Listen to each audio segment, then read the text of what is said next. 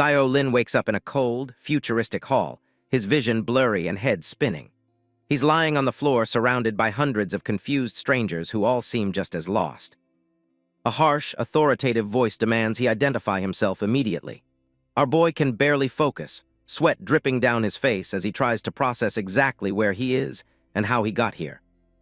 The massive, sterile hall is filled with shadowy figures, all standing around in a state of absolute shock. It looks less like a school and more like some high-tech, futuristic holding facility. Zio Lin finally snaps out of his daze, eyes wide with pure shock. He has no memory of this place and is completely caught off guard by the strange situation he's in. Standing up, he looks around the crowded room, panic setting in as he realizes this definitely isn't his house. This guy starts wondering if he's been kidnapped or if it's a dream. A sharp pain shoots through his head, making him groan and clutch his messy hair. It feels like fragmented, strange memories are being forcibly shoved back into his mind all at once. Sudden realization hits him like a truck. He remembers receiving a mysterious package just hours ago in the middle of the night. That strange admission letter was definitely the cause of this.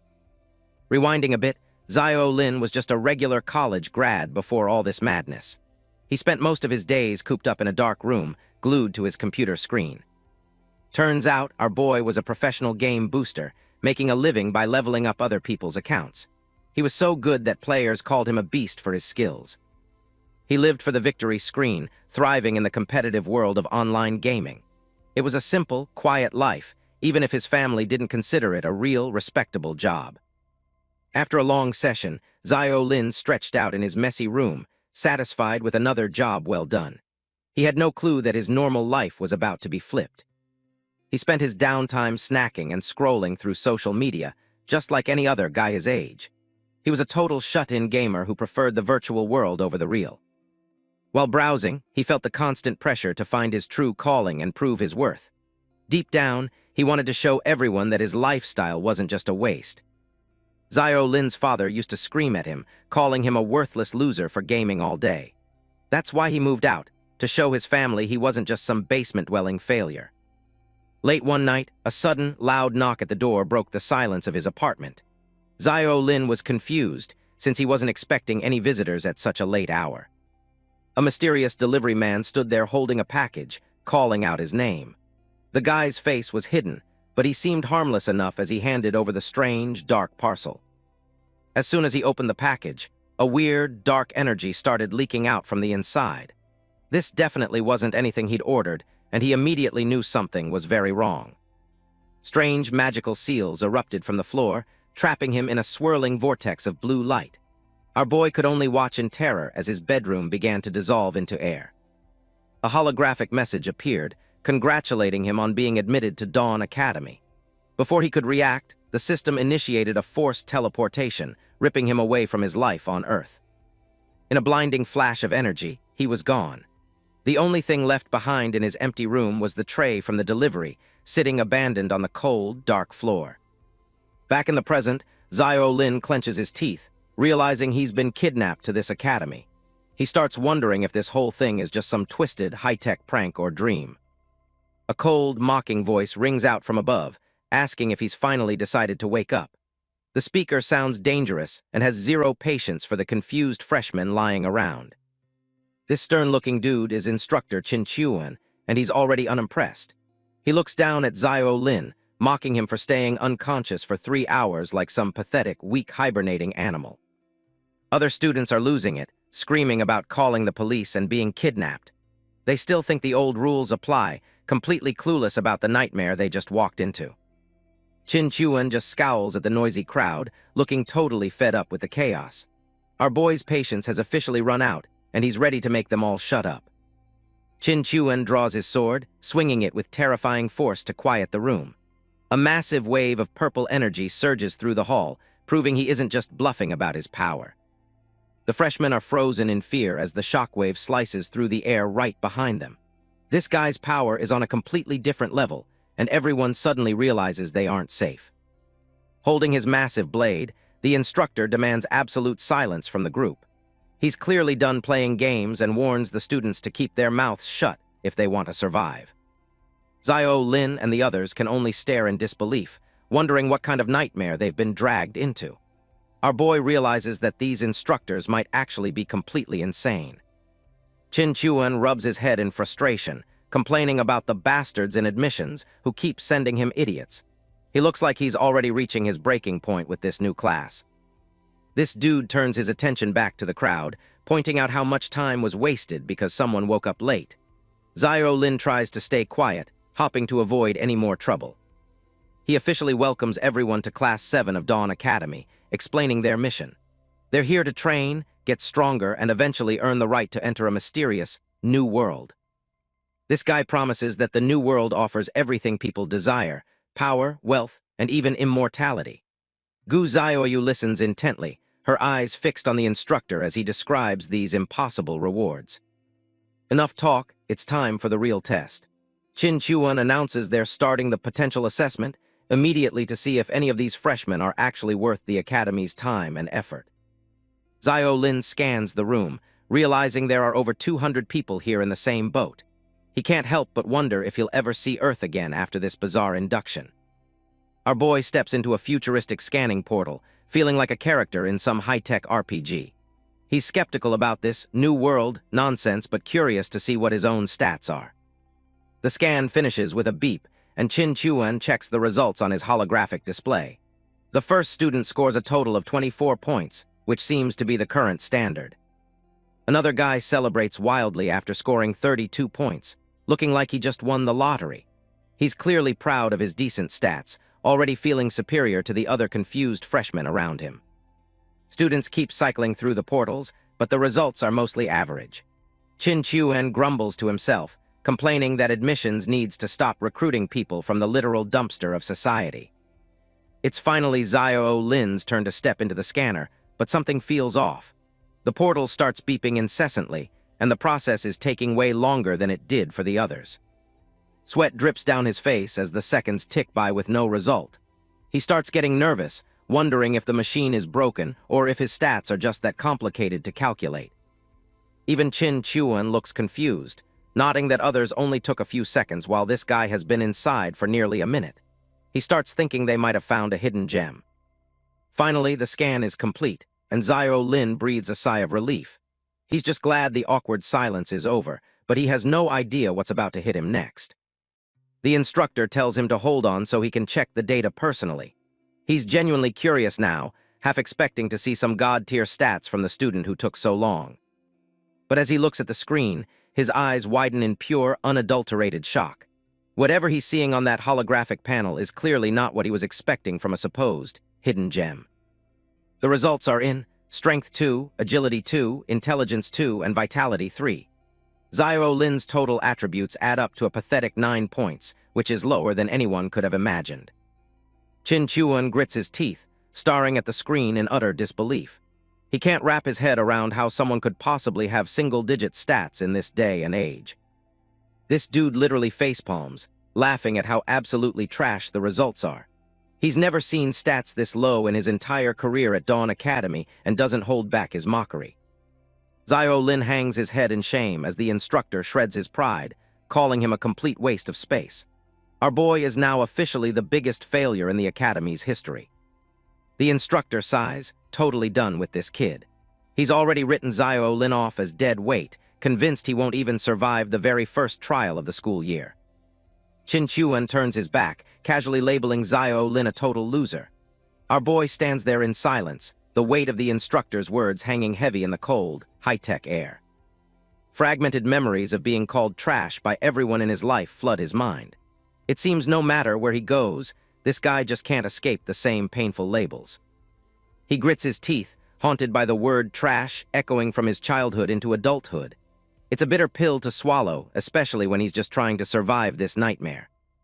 Xiao Lin clenches his fist as his eyes glow with a faint, purple light. He wonders if he's truly stuck with this pathetic label even in a literal hellhole like this. The instructor holds up a gold ID tag, declaring that giving it to someone with such low stats is a complete waste. He practically hands over a death sentence with it. Not letting this instructor ramble on for another second, Xiao Lin reached out to end it all. He was sick and tired of hearing this same old song. Snatching the card right out of the instructor's hand before Qin Chuan could even blink, Xiao Lin caught it with a gaze full of pure determination. He might be weak now, but he wasn't about to give up that easily. Standing tall, Xiao Lin declares that a single number won't decide his future. He's going to face the trial himself, no matter how much the instructor tries to look down.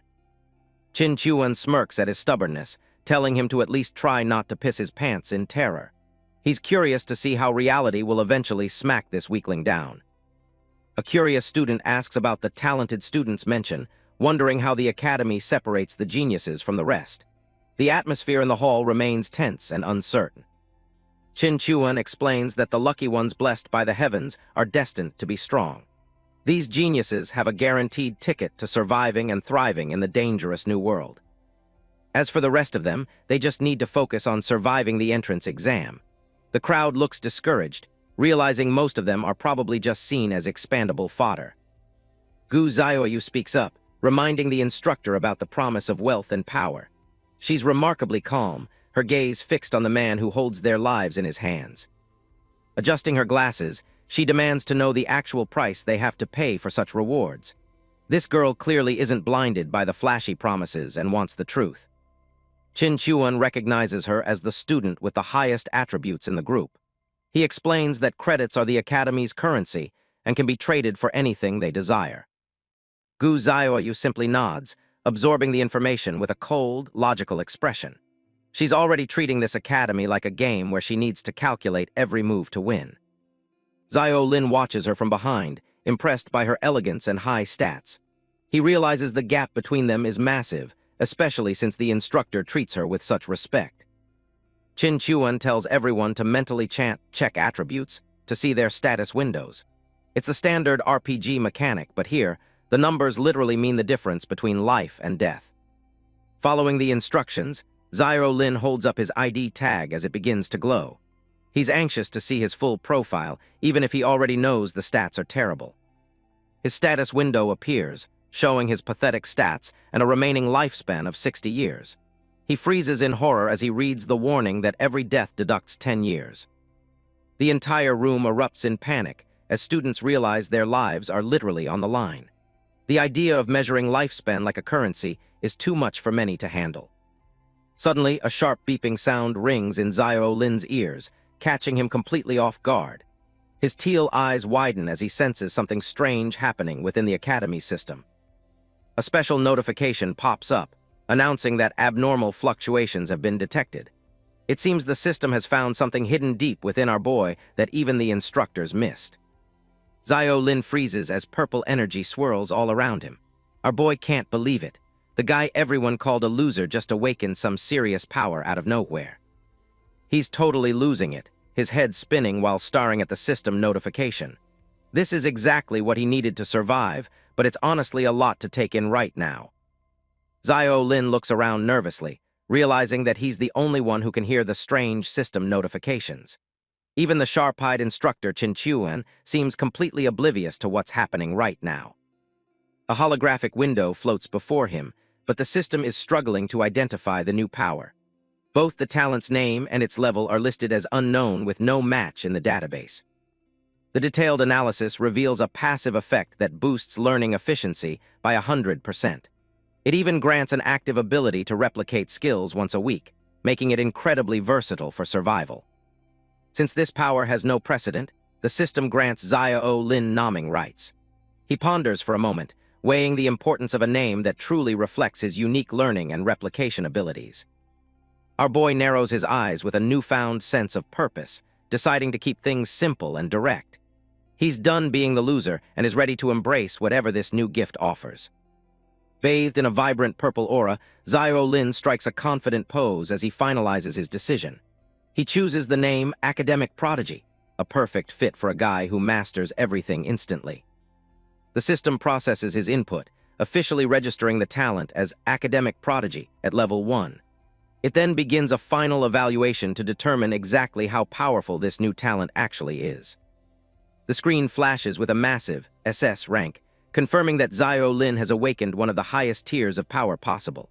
Our boy stands tall, finally feeling like he belongs here. In a close-up of his teal eyes, You can see the flicker of pure determination and excitement. This is the turning point he needed to flip the script on everyone who mocked him. Xiao Lin reflects on how even someone as strong as Qin Chuan couldn't sniff out his hidden talent. Meanwhile, the instructor continues to berate the other students who are shivering in fear. He stares at the notification in disbelief, the words SS rank talent finally sinking in. This is the kind of power that people in this world would kill for, and it's all his. With a smirk and a fierce gaze, Xiao Lin feels ready to take on the world. This hidden talent is his ultimate trump card, and he's going to use it to survive. The spiky-haired guy is absolutely losing it, frantically questioning the instructor. He only has 9 years of life left, but the rules state a single death costs 10. That means he'd be game over before he even gets a chance to start. Instructor Qin Chuan, the battle-scarred man, is not the patient type.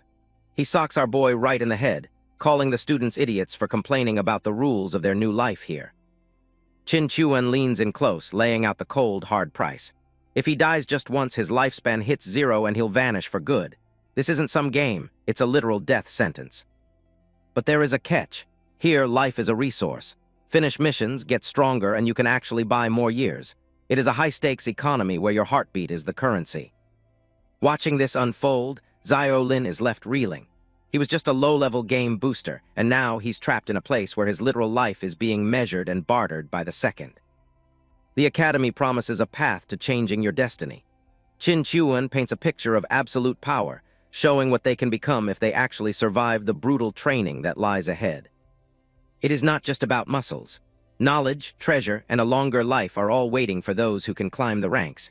The rewards are just as massive as the risks involved. Qin Chuan even mentions immortality. With enough credits and points, you could live forever. He points toward a cosmic future that seems impossible for a guy with trash stats like Xiao Lin. Gu Xiaoyu, the elegant girl with glasses, finally speaks up. She wants to know if these bizarre rules only work inside the academy or if they will apply everywhere else too. The instructor confirms the bad news. Once you are a student here, the law applies everywhere, even back on Earth. There is no escaping the system once you have been chosen. Enough talking. Qin Chuan announces that the entrance exam is starting right now. The freshmen look around nervously, realizing there is no way out but to face whatever is coming next. He orders everyone to stay exactly where they are. Raising his hand, Qin Chuan prepares to send the entire group into their first trial, his voice booming through the futuristic hall. The teleportation sequence begins. Huge glowing panels line the walls as the countdown starts, signaling the transition from the safety of the academy to the extreme dangers of the trial zone. Gu Xiaoyu stands firm as the timer hits 3. While the other students are visibly panicking, she remains perfectly calm, ready to prove why she is the top-ranked freshman in the batch. Xiao Lin grits his teeth, looking determined. He knows he is the weakest person here, but he is not ready to lose his remaining years without putting up a real fight first. In a flash of purple energy, the hall erupts. The teleportation magic takes hold, whisking all 200 students away to a mysterious and deadly forest known as the Goblin Nest. Left alone in the empty hall, Qin Chuan sighs in frustration. He is worried that this batch of trash freshmen will ruin his instructor evaluation score. Talk about having some bad luck. But just as he's wondering if anyone can truly defy the odds, a sudden burst of laughter from behind makes him spin around. Another instructor walks in, casually puffing on a cigar. He calls out to old Qin, clearly in a much better mood than our grumpy instructor after seeing his own student stats. This new guy is thrilled because his class produced an A-rank and a B-rank student. He is basically bragging, thinking he has landed the best batch of the year without any effort. Qin Chuan brushes him off, mentioning his own genius with over 40 stats. They start gossiping about the legendary SS-rank freshman rumored to have appeared in the Eagle Nation last year. But Qin Chuan quickly dismisses the rumors. He claims that SS-rank talents are just a myth with no real record, and even S-ranks are rare enough to count on one hand. Meanwhile, the students land deep inside the Goblin Nest. The atmosphere is creepy, with twisted trees and a foul stench that makes several of the freshmen immediately start to gag. Xiao Lin covers his nose, looking completely disgusted. The stench is overwhelming, making him realize this world is way more real than any video game he's ever played. Right then, a blue system screen flickers to life right in front of him. Our boy locks in, ready to check his mission and see if his talent actually works. Mission details pop up for the entrance exam. Xiao Lin is in the goblin nest and must escape within 1 hour. He can also hunt 5 goblins or their king. A special freshman care package is distributed to everyone. Inside is a random weapon to help them survive the forest. Xiao Lin waits to see what kind of gear he will get. A sudden system notice appears with some incredible news. It turns out there is no death penalty for this specific exam, meaning their precious lifespan will not be deducted if they die. Hearing the good news, the other students start to cheer. They are relieved that they can take risks without losing years of their lives, allowing them to finally relax and focus. Xiao Lin taps the holographic screen to open his care package. He ends up acquiring a novice wand, an F-rank magic weapon that comes with a basic skill called Energy Orb. As he takes hold of the staff, the system notifies him that he has already unlocked basic wand mastery. It looks like his life in the academy is officially starting now. Xiao Lin examines his new wand, thinking about how much this place feels like the games he used to play. It is all about building skills and earning experience points from here. He narrows his eyes, feeling more determined than ever. If this world follows game logic, he might just have a massive advantage over the geniuses who have never gamed before. Xiao Lin decides to give the weapon a test run. He swings the wand sharply, causing purple sparks to fly as the staff hums with magical energy, ready for a fight. A powerful magical discharge strikes the ground with a loud blast. Xiao Lin is testing his limits, seeing exactly how much force a basic novice wand like this can actually produce.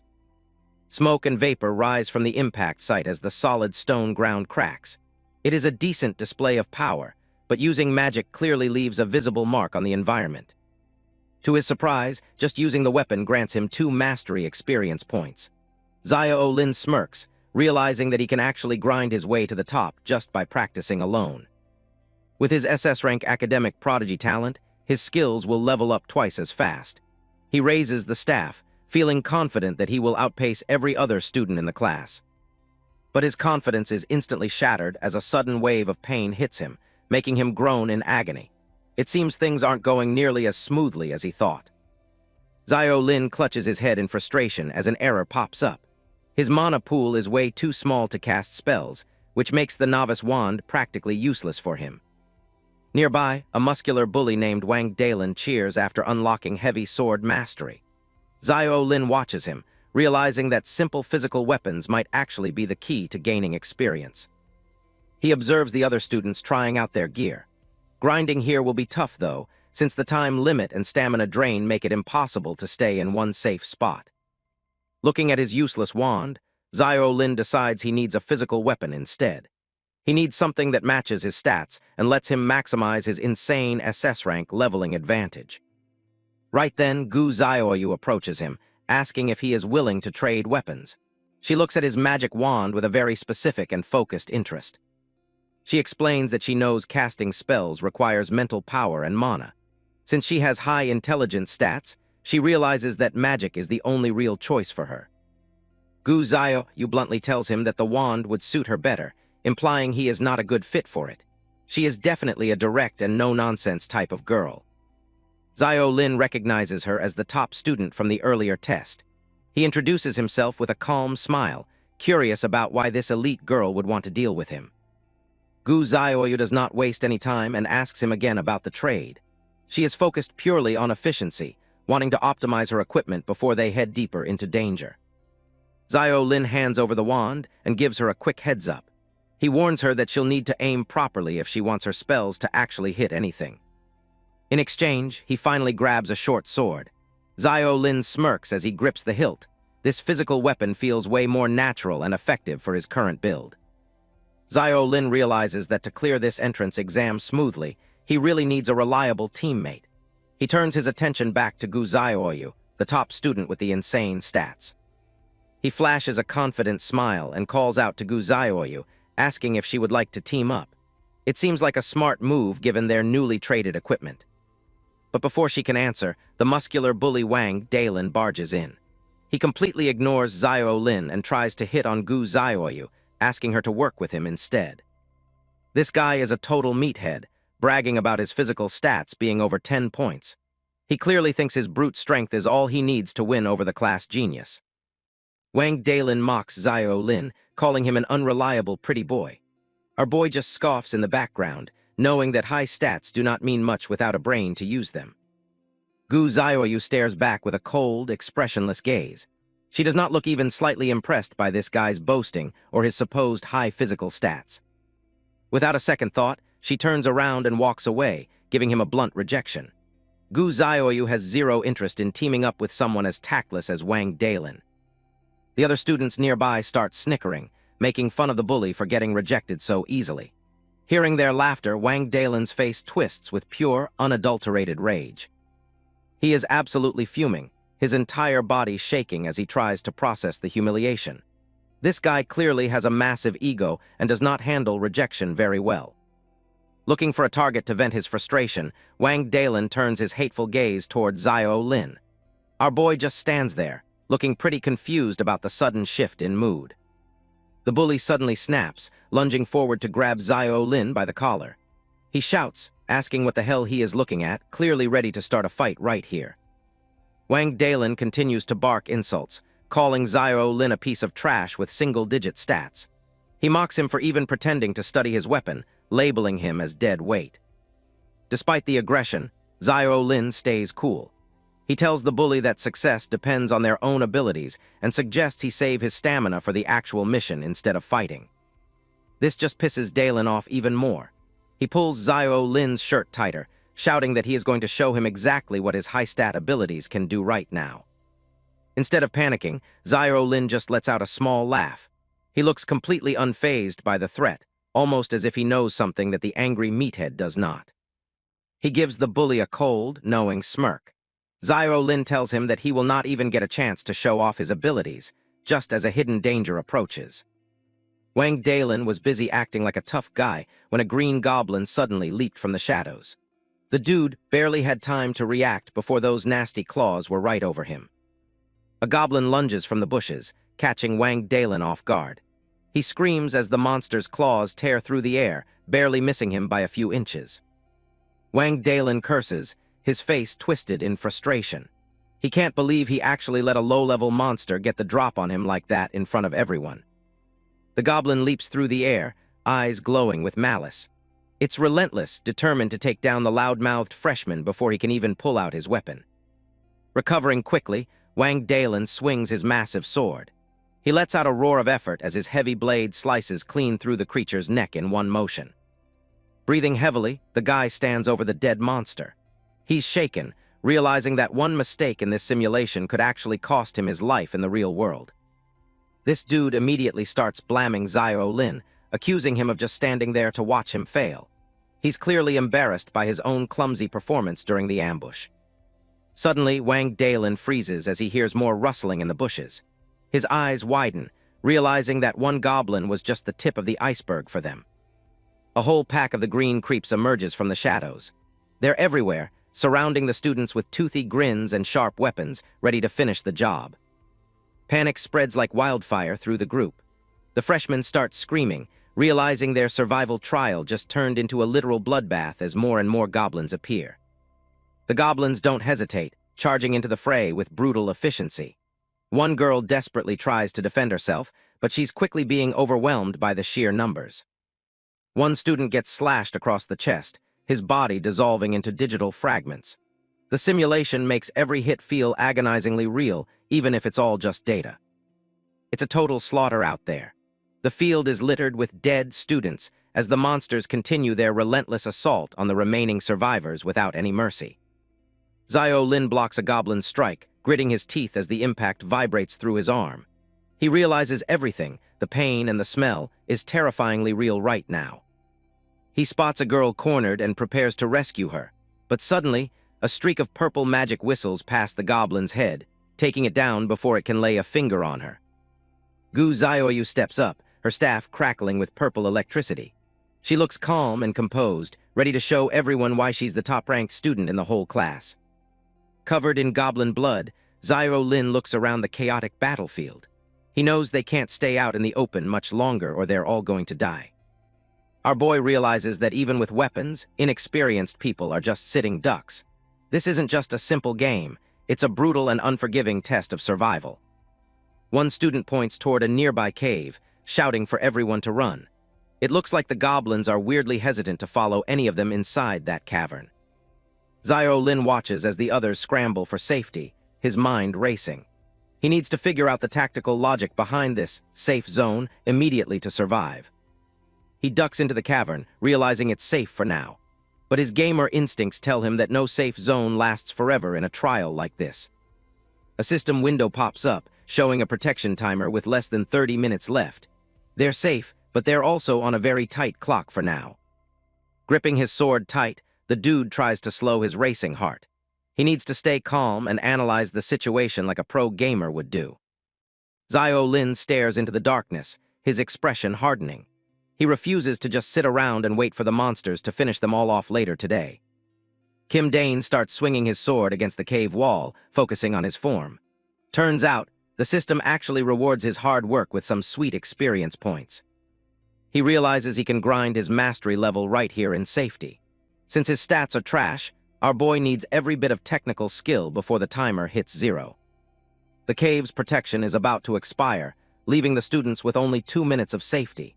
Panic immediately sets in as they realize their temporary sanctuary is about to vanish. Freshmen argue desperately, claiming the mission is impossible due to the monster's insane speed. They're convinced they'll be slaughtered the second they step back out into the simulation.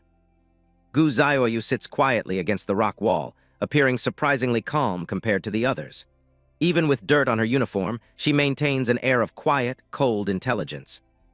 While the others waste time worrying, Xiao continues his repetitive sword practice against the cave walls. He's determined to squeeze every last drop of experience out of these final minutes. Our boy is completely exhausted, sweat pouring down his face as he pushes his body to the limit. He knows his low stats mean he has to work twice as hard. Gu Xiaoyu watches him, bluntly stating that his grinding is pointless since leveling a skill usually takes an hour. She doesn't realize he has a hidden advantage up his sleeve. Xiao is impressed by her analytical nature, acknowledging that she's incredibly smart. He keeps his thoughts to himself as he prepares to prove her calculations wrong in record time. Watching the beautiful waifu adjust her glasses, he fully understands that reaching level 2 will take at least an hour, a luxury they simply don't have right now. But that's only the case for ordinary people. He just grins, knowing his academic prodigy talent gives him a massive boost. While she thinks he's wasting effort, he's actually moments away from achieving the impossible for a freshman. The system notification confirms he's on the verge of hitting level 2 in sword mastery. His relentless training is finally paying off, giving him a much-needed edge in the upcoming battle. Xiao shifts the conversation, asking Gu Xiaoyu if she's discovered any patterns while observing the goblins outside. He values her high intelligence and knows she hasn't just been sitting idle. She looks surprised that he noticed her surveillance work, her eyes widening slightly behind her round frames. It seems she didn't expect the trash student to be so observant during the chaos. He casually mentions that it's just like playing a video game where checking the guide is essential. Gu Xiaoyu simply stares back, clearly not the type to waste time on gaming. The dude analyzes the enemy's weaknesses, noting their low F-rank stats and fragile defenses. He realizes the key to victory is simply overcoming fear and targeting the back of their heads. He tells her the mission isn't actually that difficult if they stay calm. Looking at the trembling students nearby, he sighs, knowing fear is the real enemy holding everyone back. One of the girls is shivering uncontrollably, completely paralyzed by the horror of the simulation. Without courage, these students have zero chance of surviving the next wave of goblin attacks. With the protection timer ticking down to 0, the duo prepares to head out. They both agree that hiding forever won't help them secure the credits they need to survive. Their path is suddenly blocked by a massive student with a permanent scowl on his face. Wang Dalin looks ready to assert his dominance over anyone he considers weaker than himself. This meathead ignores the protagonist entirely, demanding that Gu Xiaoyu team up with him instead. He rudely calls Xiao dead weight, convinced that raw stats are the only thing that matters. Gu Xiaoyu doesn't look interested in his offer, pointing out that the real challenge and rewards lie with the boss. She's already looking past the basic mission toward the Goblin King. Wang Dalin snaps at her, calling the boss an optional mission that hasn't even appeared yet. He thinks she's being delusional for wanting to fight something that hasn't even spawned. Xiao speaks up, explaining that boss spawns usually have specific trigger mechanisms in these simulations. He's treating this whole life-or-death situation like a meticulous strategy guide for a game. Gu Xiaoyu follows his logic, ruling out time and student counts as potential triggers. They both agree that the most likely catalyst for the boss appearing is the number of kills. Our boy explains that clearing out enough mobs will force the Goblin King to spawn. While the rest of the group is shaking, he's already busy planning out the big boss fight. This archer girl is terrified at the thought of facing a king. She thinks the regular goblins are bad enough, but our boy is about to give them all a reality check.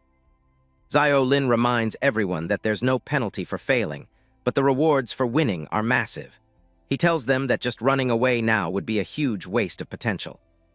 Our boy asks the group if they really think they'll get another zero-risk chance like this once they're officially enrolled. He encourages them to go all out and earn those extra credits. The other students start to realize he's right. They don't have a choice anyway since the cave's protection is about to expire, making it a perfect time to risk everything for survival.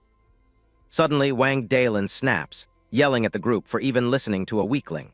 He starts bragging about his initial stats being 32, claiming he's the one who will actually carry them.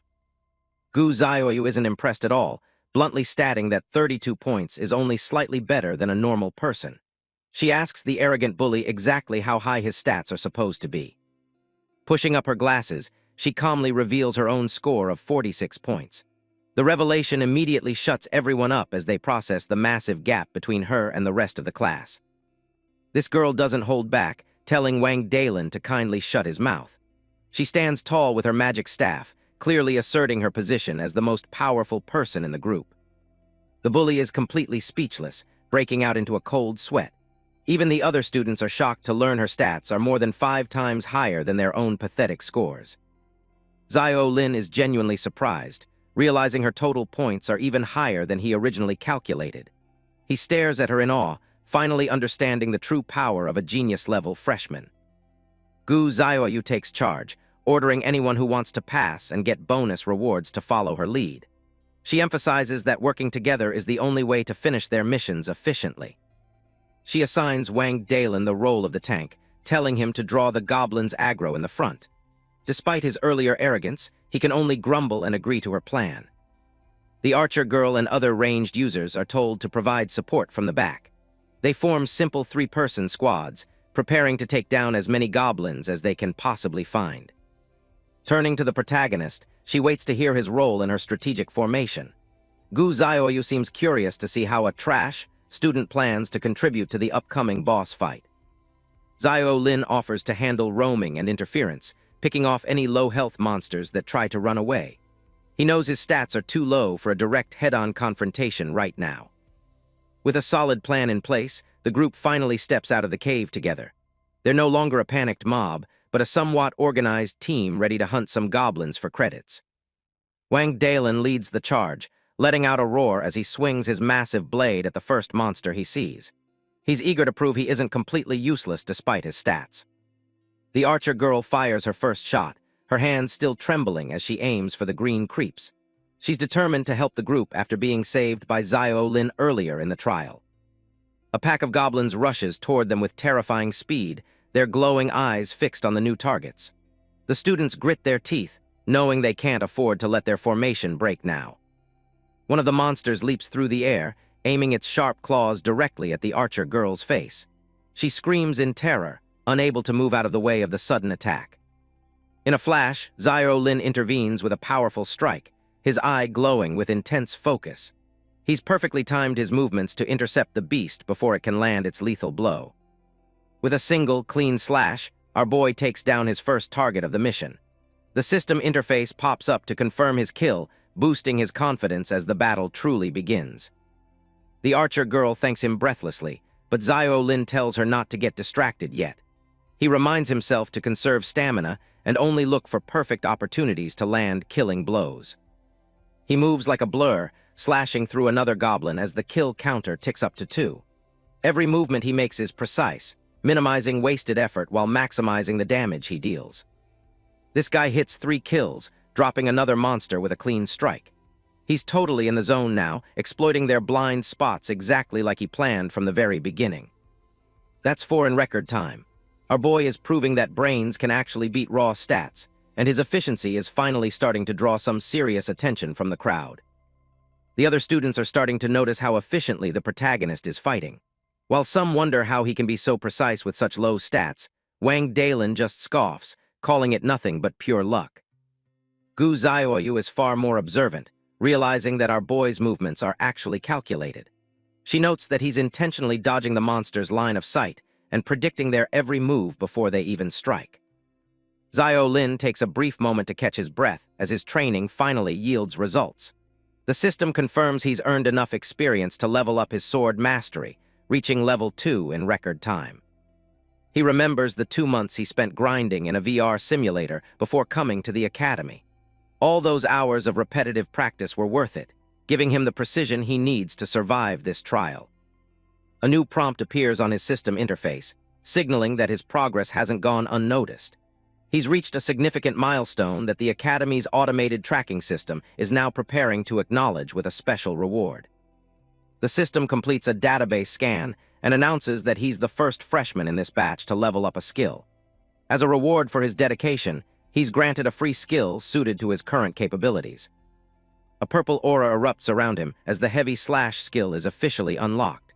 Even with his low base stats, having an active combat skill gives him a much-needed increase in lethality against the green pests.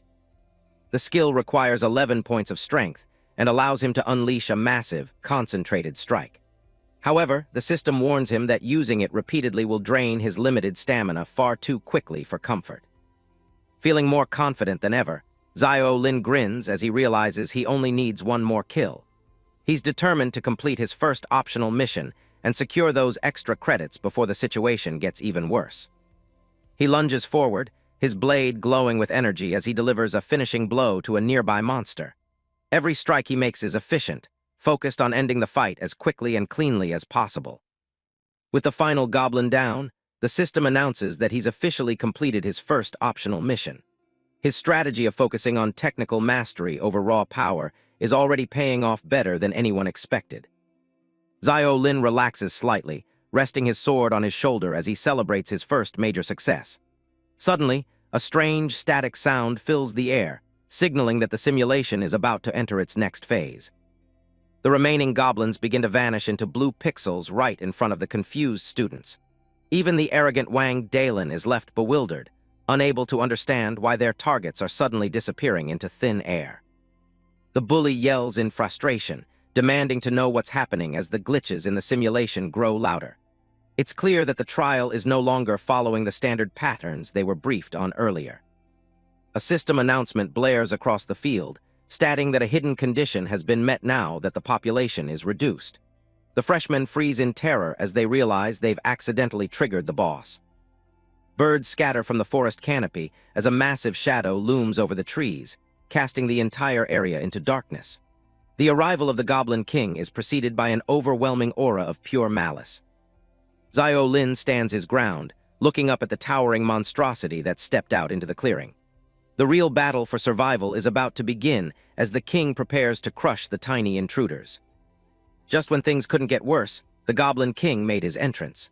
This towering behemoth loomed over the freshmen, his glowing yellow eyes locking onto his next targets with pure hunger. He let out a bone-chilling roar that shook the very ground. The sheer pressure of his aura felt like a physical weight, pinning the terrified students where they stood in shock. The resulting shockwave was so intense that the students had to cover their ears. It felt like their eardrums were on the verge of bursting from the sheer volume of it. This archer girl gritted her teeth, barely able to keep her balance amidst the chaos. The power gap between them and this boss was clearly on a whole different level. Xiao Lin and Gu Xiaoyu stood firm, their eyes fixed on the massive threat ahead.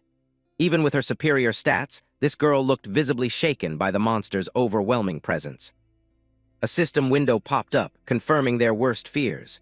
This wasn't just another mob, it was the dungeon boss, the Goblin King, with a massive health bar to match his size. His face was a mask of pure malice, framed by massive horns and sharp tusks. One look into those glowing eyes was enough to tell anyone they were in deep trouble. Zio Lin noticed something strange. All the other goblins had vanished into digital pixels. The boss was clearing the stage, and now it was just them against the king in this arena. The students stared in horror at the massive HP bar hovering above the monster. It was longer than their own lifespans, making victory seem like an impossible dream for this class. One student completely lost his cool and bolted, shouting that he was out. Zio Lin tried to stop him, but the guy was too consumed by panic to even listen. Our boy quickly analyzed the situation, noticing a critical trait of these monsters. Their field of vision was narrow, meaning there was a slight chance to exploit their blind spots. However, that advantage was balanced out by their incredible sense of smell and hearing. These weren't just dumb beasts. They were apex predators designed to hunt down any intruders they found. The coward's frantic movements immediately drew the Goblin King's aggro. The giant loomed over him, preparing to turn the fleeing student into a permanent part of the dungeon's blood-soaked floor. Right then, Wang Dalin stepped up, trying to rally the group with his typical bravado. He shouted for everyone to stop being afraid and just overwhelm the beast with numbers. Feeling cocky, the muscular student charged forward with his sword raised high. He aimed a heavy blow at the boss, thinking his high stats would be enough to secure a win. But the Goblin King's glowing eye tracked his every move with terrifying precision. The monster wasn't even bothered by the tiny human's attempt at an attack, simply waiting for the moment. In a flash of movement, the boss landed a brutal kick right into the dude's stomach. The impact was sickeningly loud, completely cutting off Wang Dalin's aggressive and reckless charge. A massive shockwave erupted from the point of contact, tearing through the air. The sheer force behind that single strike was enough to shake the entire forest to its roots. Wang Dalin let out a choked cry as he was sent tumbling backward. His sword slipped from his grip, useless against the overwhelming power of the dungeon's terrifying master.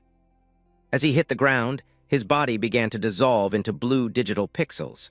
This guy was out of the trial, leaving the rest of the class even more vulnerable. Panic spread like wildfire as the students realized their strongest fighter was gone in a single hit. They began to scatter, screaming for their lives as the formation completely collapsed. The Goblin King let out another deafening roar, clearly enjoying the chaos. He lunged at another group of terrified students, determined to finish what he started with this fresh batch. With one massive foot, the monster crushed another student into the earth. There was no mercy here. The simulation was proving to be a brutal lesson in true survival. The green giant swung his massive club, sending students flying like ragdolls. It was a total slaughter, and no one seemed strong enough to stop this monster's rampage. Even the top archer girl got caught in the blast, her body being tossed aside by the force. The whole trial was quickly turning into a total nightmare. The Goblin King towers over the archer girl, his massive frame casting a shadow of certain death.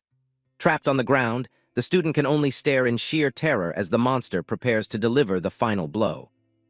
Right at that moment, an eerie purple blast strikes the boss's arm. The sudden attack catches the boss off guard, leaving it with an expression that is anything but happy. Watching the system from afar, the boss's massive health bar remains a spine-chilling sight. The lucky archer scrambles to her feet, desperately trying to retreat out of the monster's reach before it's too late. Gu Xiaoyu grits her teeth in frustration after her magic only manages to hit its arm. She realizes that no matter how high her stats are, landing a decisive blow on a giant that moves this fast is nearly impossible. She quickly analyzed the mechanics of the fight, noting that hitting the monster's limbs wouldn't do much damage. To truly take it down, she needed to land a direct hit on its vitals. The girl's mind raced back to her original strategy. She had hoped the others would tank the damage while she provided cover, but reality was proving to be far more brutal. The formation had completely collapsed as the other students fled for their lives. Gu Xiaoyu was left alone on the battlefield, facing the full, terrifying might of the Goblin King by herself. With every heavy footstep, the monster drew closer to the cornered student. Her plan had been way too idealistic, and now she was paying the price for underestimating the dungeon's true difficulty. The Goblin King raised his massive club, his yellow eyes glowing with a predatory hunger. Gu Xiaoyu stood her ground, but her trembling hands betrayed the sheer terror she was currently feeling. Just as the blow was about to land, Zio Lin's voice rang out across the field. He screamed for her to run, refusing to let the class's star student get crushed like a bug. Our boy didn't just shout, He leaped into action with his eyes glowing with a mysterious blue light. He was moving faster than ever, ready to intercept the boss's lethal and crushing attack. The Goblin King let out a deafening roar, clearly annoyed by the tiny human's interference. He gnashed his teeth and swung his club, determined to sweep away anyone who stood against him. Xiao Lin's sword clashed against the monster's weapon, sending sparks flying everywhere. He wasn't trying to overpower the beast. He was simply buying time for Gu Xiaoyu to escape the kill zone. As he landed, Xiao Lin quickly explained the boss's behavior to the others. He had realized that the king's attack pattern prioritized whichever target was currently closest to its massive body. He took command, shouting tactical orders to the scattered students. He told them to stop panicking and focus on kiting the monster to create a brief opening for a coordinated counterattack. Hearing his firm voice, the archer girl finally managed to pull herself together. She nodded, promising to try her best to draw the beast's attention and keep it busy for a while. Xiao Lin then turned to Gu Xiaoyu, telling her to use her high attack power to chip away at the monster's health. They finally had a real plan to survive this simulation. The two girls coordinated their attacks, with the archer preparing her bow and Gu Xiaoyu channeling her magic. For the first time, there was a glimmer of hope amidst the chaos. A barrage of arrows and magical blasts slammed into the Goblin King's chest. His health bar finally started to move, proving that the giant was indeed mortal and could be defeated. As the monster's club slammed harmlessly into the ground, the archer girl let out a cheer. It actually seemed like their teamwork was starting to work against the overwhelming power of the boss. Xiao Lin urged them to keep up the pressure, knowing they couldn't afford to let the beast recover. They had found a rhythm, but the fight was still far from over. Enraged by the persistent attacks, the Goblin King let out another terrifying roar. He wasn't just a mindless monster. He was a king, and he wasn't about to be brought down easily. The behemoth raised his massive fists, gathering his strength for a devastating ground slam. The air around him seemed to vibrate with pure, destructive energy as he prepared his most powerful move. The boss slammed the ground, sending a massive shockwave ripping through the dirt. Debris flew everywhere as the impact tore the earth apart, completely shattering their formation in an instant. Xiao Lin tried to shout a warning, but he was too slow. The blast caught the archer girl full force, sending her flying as the rest of the team got wiped out. The Goblin King stood tall, a massive green mountain of muscle and malice. With his long black braids and glowing yellow eyes, he looked ready to crush anyone left on the battlefield. Now only Xiao Lin and Gu Xiaoyu remained to face the boss. They stood side by side amidst the ruins of their formation, two freshmen against a monster that had just decimated their entire class. Gu Xiaoyu looked at our boy, her voice trembling slightly as she asked if they actually had a chance. With everyone else gone, the odds of winning seemed almost non-existent to her. Xiao Lin didn't panic, though he almost used gamer terms by accident. He asked how much mental power she had left, needing to know exactly how many energy orbs she could still fire. This girl gripped her staff tight, admitting she could only manage 2 more shots at most. It wasn't much, but in a life-or-death situation like this, it would have to be enough. He told her that hitting the head deals critical damage, but she worried about the beast's speed. Accuracy was a major issue when their target was moving like a blur of green fury. Xiao Lin just smirked, his eyes narrowing with a newfound confidence.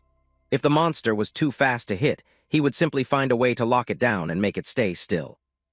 Right then, he activated his hidden talent, Academic Prodigy. His eyes began to glow with an intense blue light as the system interface appeared, signaling that he was finally playing for real. The system scanned the boss, detecting its signature shockwave skill.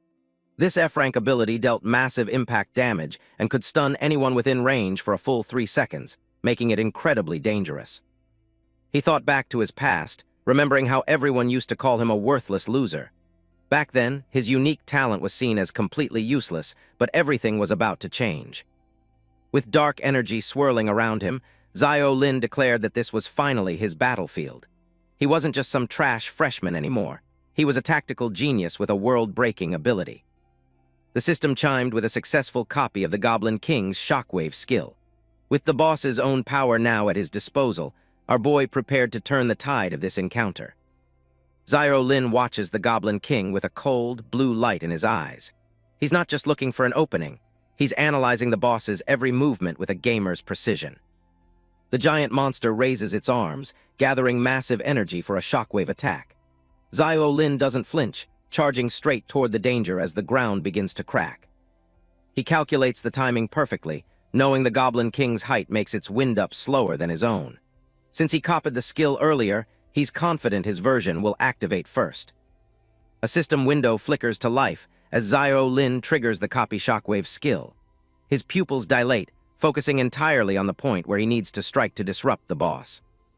The two forces collide midair in a spray of sparks. Xiao Lin's blade meets the Goblin King's brute strength, the impact sending vibrations right up his arms. A massive explosion of light erupts as the interruption succeeds. The Goblin King is caught off guard, its own energy backfiring and sending it reeling. The monster roars in frustration, its body glowing with residual energy as it stumbles back. Its massive frame is momentarily defenseless, creating the opening Xiao Lin was looking for. Xiao Lin jams his sword into the ground to steady himself against the aftershocks. He's panting, the strain of using such a high-level skill clearly taking a toll on his body. He catches his breath for a split second, satisfied that his line of thinking was correct. His mind is already racing through the numbers, keeping track of every strategic advantage.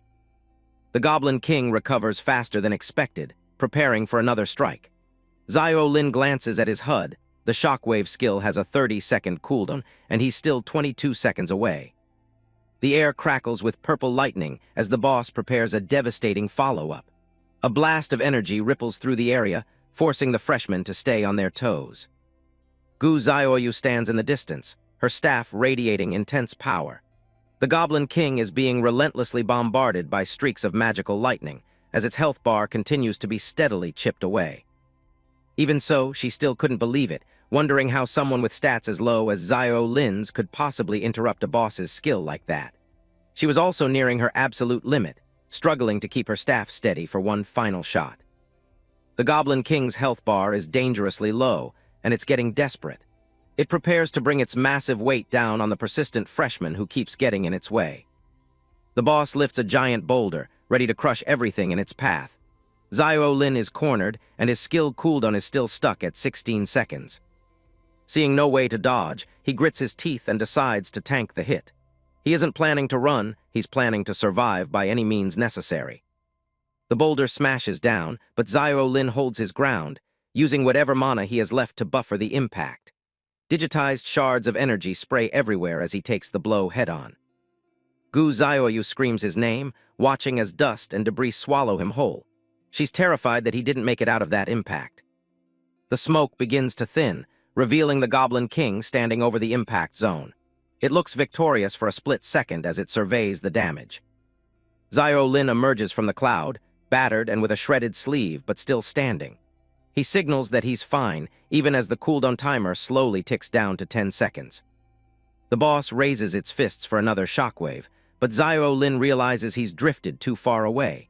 If he doesn't close the gap, the skill won't interrupt the attack. He breaks into a desperate sprint, sliding directly under the monster's center of gravity.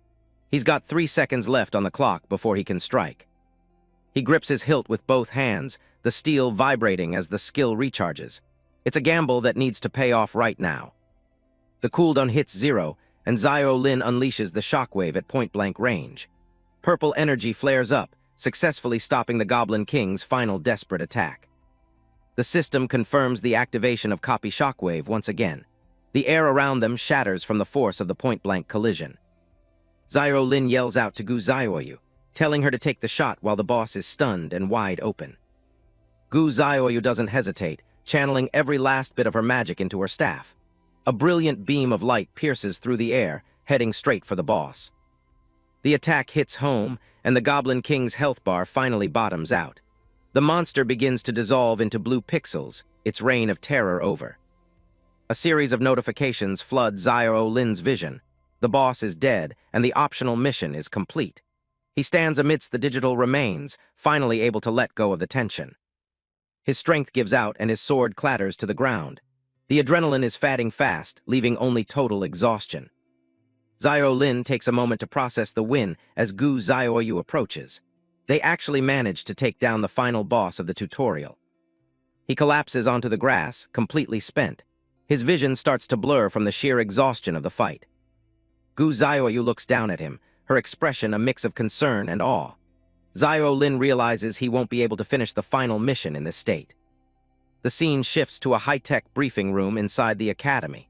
A group of staff members are gathered around a table, reviewing the latest enrollment data. The Minister of Admissions takes a long drag from his cigarette, looking over the freshman test results. He's ready to give his final summary of this year's intake. He notes that 1,360 students have been enrolled across 12 classes. The breakdown shows a wide range of rankings, with over half the students starting at rank F. But the real shock comes next. This year, a total of 15 students achieved the prestigious S-rank evaluation. It's an unusually high number for a single batch. The news sends a ripple of excitement through the room. The instructors can't believe they've landed such a fierce batch of freshmen this year. Wang Dalin leans back with a smug grin, bragging that his class produced 2 of those talented students. An instructor sitting nearby notes that her class has 2 as well, but they only reached B rank. The minister puts out his cigarette, confirming the presence of 13 high-tier, talented students among the group. He thanks everyone for their hard work during the recruitment. Qiu Chuan instructor rests his head on his hand, looking disappointed. It seems his class didn't produce a single standout talent this time around. The minister turns to Qin Chuan, noting that while Class 7 didn't reach the safe zone, they did manage to set 2 school history records. Qin Chuan looks surprised, wondering what kind of records those could be. The Minister of Admissions continues, holding up a finger to drive his point home. He explains that it's unheard of for a single class to produce 2 S-rank students who don't even possess inherent talents. He gestures to the holographic screens behind him, displaying the statistics for Class 7. He reveals the first record. One of those students has broken the highest intelligence stat record for a freshman in the history of the academy. Qin Chuan looks on in total disbelief as the second record is mentioned. It's the polar opposite, the lowest comprehensive stat record ever recorded for a new student in school history. The minister notes that these 2 records belong to the same 2 students who earned those S-rank evaluations. This anomaly is so intriguing that even the principal has taken a personal interest in them. Back in the academy halls, the teleportation is complete. Xiao Lin stands among the other survivors, feeling his body instantly heal as his digitized wounds vanish into thin air. His system interface updates with the final mission results. He's officially cleared all 3 tutorial objectives, earning a comprehensive S-rank along with 40 credits and 800 exchange points. Xiao Lin stares at the screen, still a bit dazed from the fight. He clearly remembers blacking out, yet the system shows he somehow completed the first mission of reaching the safe zone. He catches a glimpse of Gu Xiaoyu walking past, surrounded by a faint blue digital glow. He wonders if she was the one who carried him to safety after he collapsed in the cave. Suddenly, a familiar voice calls out his name from down the hall. A student he helped during the goblin attack comes running toward him, her face lit up with relief. She thanks him and Gu Xiaoyu profusely, knowing she wouldn't have secured an A-rank evaluation without their help. She's clearly grateful to have made it through the ordeal. The girl looks down humbly, admitting she felt useless when she was knocked out by the shockwave's aftereffects. She's desperate to know if they actually managed to kill the Goblin King after she went down. Xiao Lin gives her a small, confident smile and confirms that they finished the job. The girl is overjoyed, her faith in their abilities fully rewarded. A sharp grunt from nearby kills the mood.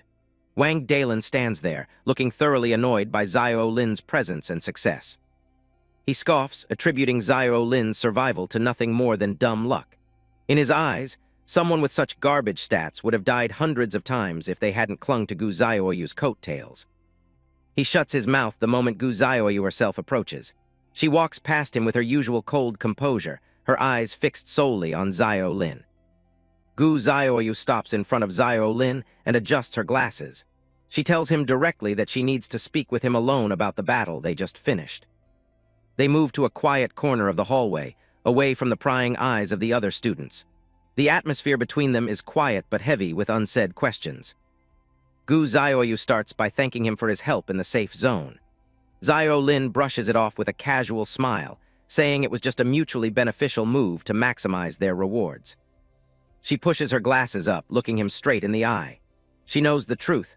Without him interrupting the Goblin King's skill, she never would have found the opening for the final blow. Xiao Lin goes quiet, realizing just how perceptive she is. He can see her mental gears turning, calculating every detail of his performance during the fight. She points out that based on his stat values, it should have been theoretically impossible for him to interrupt a boss like that. She acknowledges he has secrets, but promises to keep them for him if anyone asks. Xiao Lin rubs the back of his neck, offering a sincere thank you. He's relieved she isn't planning to pry into his hidden talent or how he pulled off those moves. Gu Xiaoyu pulls out a nameplate and suggests they add each other as friends. She explains that the smart brain system built into the plates has a convenient communication function. Xiao Lin agrees, and she begins to guide him through the process. She tells him to silently recite the words "smart brain" to pull up his personal interface. He follows her instructions, focusing on the command. Blue digital particles begin to swirl around him as the system responds to his thought. His basic info screen appears, showing his current stats and resources. He's sitting on a decent pile of points, but his attributes are still painfully low across the board. Gu Xiaoyu asks for his student ID to send the request. He glances at his panel and reads out his identification number for her. A friend request notification pops up on his screen a moment later. It's from Gu Xiaoyu, waiting for his confirmation to link their accounts. He taps the accept button, and the system confirms the new connection. It seems he's officially made his first ally in this strange new world. Suddenly, a loud, booming voice echoes through the hall. Qin Chuan stands there with his arms crossed, ordering everyone with an F-rank evaluation to assemble at the entrance immediately. He doesn't go easy on the rest of the students either, telling them to stop standing around.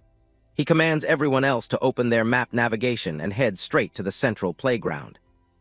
Qin Chuan scans the crowd with a sharp gaze, making sure no one is lagging behind. Xiao Lin and Gu Xiaoyu exchange a quick look as they prepare to move. Xiao Lin gives a short nod and starts walking toward the exit. He's curious about what the academy has planned for them now that the tutorial phase is over. As he walks, Xiao Lin opens his holographic map. He notes that to get to the playground from the public classroom area, they'll have to cut through the courtyard. He steals a glance at Qin Chuan in the distance, wondering about the instructor's motives. He can't tell if Qin Chuan was looking for Gu Xiaoyu because of her S-rank, or if he's noticed something about Xiao Lin's performance. They emerge into the sunlight, facing a massive stadium and playground area. Thousands of students are already gathering on the green field under the bright sky. Xiao Lin looks around at the growing crowd, feeling a bit overwhelmed by the sheer number of people.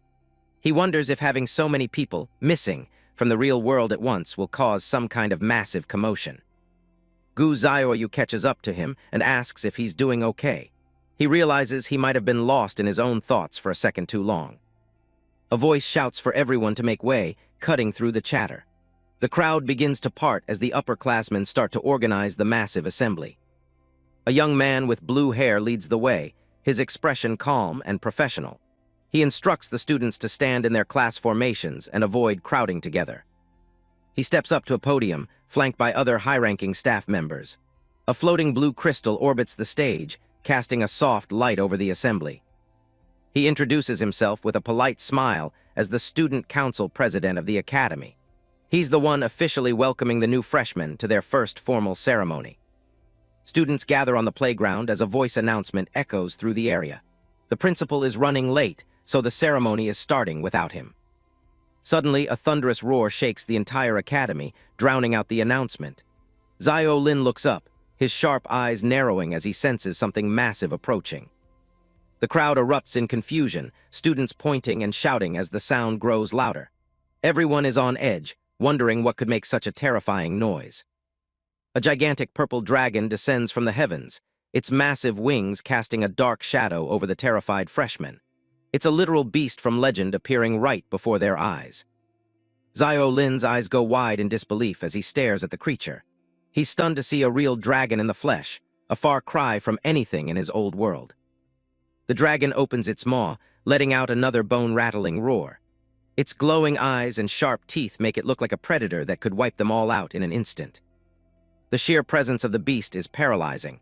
Xiao Lin finds himself unable to take a single step, his body frozen by a deep physiological fear. Beside him, even the brilliant Gu Zioyu is visibly shaking, her usual composed demeanor shattered. She stands stiffly, her eyes wide with the same instinctive terror gripping everyone else. The dragon lands with a heavy thud near the staff desk, whipping up a fierce wind. Perched calmly on its back is an elderly man with long white hair and a flowing beard. He hops down with a casual smile, apologizing for the delay. He mentions he had to handle a few things on the way, as if riding a dragon was just a normal commute. This is the principal of Dawn Academy, an imposing figure in gray and purple robes. He carries a large staff with glowing purple orbs, radiating an aura of immense power. The student council president, a blue-haired young man in a vest, greets him with a nervous look. He politely mentions that the principal's entrance was a bit too grand for a simple ceremony. The principal just scoffs at the comment, retorting that he didn't ride the big lizard just to show off. He clearly has no patience for the president's formalities. He explains that he was in a rush and riding the dragon was the only way to get back in time. The beast behind him looks slightly annoyed as the principal talks about it like a common taxi. He even threatens to skin the dragon for a sofa if it scares the students again. The dragon lets out a small, cowed puff of smoke, clearly terrified of the old man. Zio Lin watches the exchange, realizing this man is the only one with the authority to see his hidden talent. He knows he has to be extremely careful around someone this powerful. Turning to the crowd, the principal notes that he's seen the entrance test results and admits this batch of freshmen is actually quite good. His sharp blue eyes sweep across the students, as if he's peering directly into their souls. It's a gaze that feels like it's searching for something specific. Zio Lin feels the weight of that stare and tenses up, his analytical mind already trying to figure out the man's angle. The principal slams the base of his staff into the ground, activating an amplification spell. A magical circle glows beneath him as his power pulses through the air. He decides to skip the formalities and his own name, figuring that the students have more pressing things on their minds. He acknowledges that many of them were invited here under baffling or even unpleasant circumstances. He knows they're probably feeling pretty bitter about the whole thing. He tells them to take their complaints to the admissions department for delivering letters at such ungodly hours. He points a finger at a sweating staff member who can only offer a weak salute. The freshmen look around, some still processing the old man's blunt honesty, while others just look relieved the dragon isn't eating them. Suddenly, the principal's tone shifts, becoming cold and serious. He tells them it's time to drop the jokes and face reality. Raising his arms, he declares their true role to the world. They aren't just students anymore, they are colonists. He reveals the name of their new world, Planet Norma. Behind him, images of exotic beasts and vast, uncharted lands appear in the sky. He explains that the sole purpose of Dawn Academy is to train the most outstanding pioneer colonists for this new world. Monstrous creatures loom in the background as he speaks, a grim reminder of the dangers they will soon face. He makes it clear that their ordinary lives ended the very moment they opened their admission letters. There is no going back to the way things were. He tells them that starting today, some might become great generals, commanding legions and conquering vast new lands. Others might rise as grand magi, seeking the ultimate truth and wielding the very laws of magic. He even suggests some might become the leaders and kings who forge the rules of that new world. The possibilities for power are endless. The promise of strength and immortality has the crowd buzzing with excitement.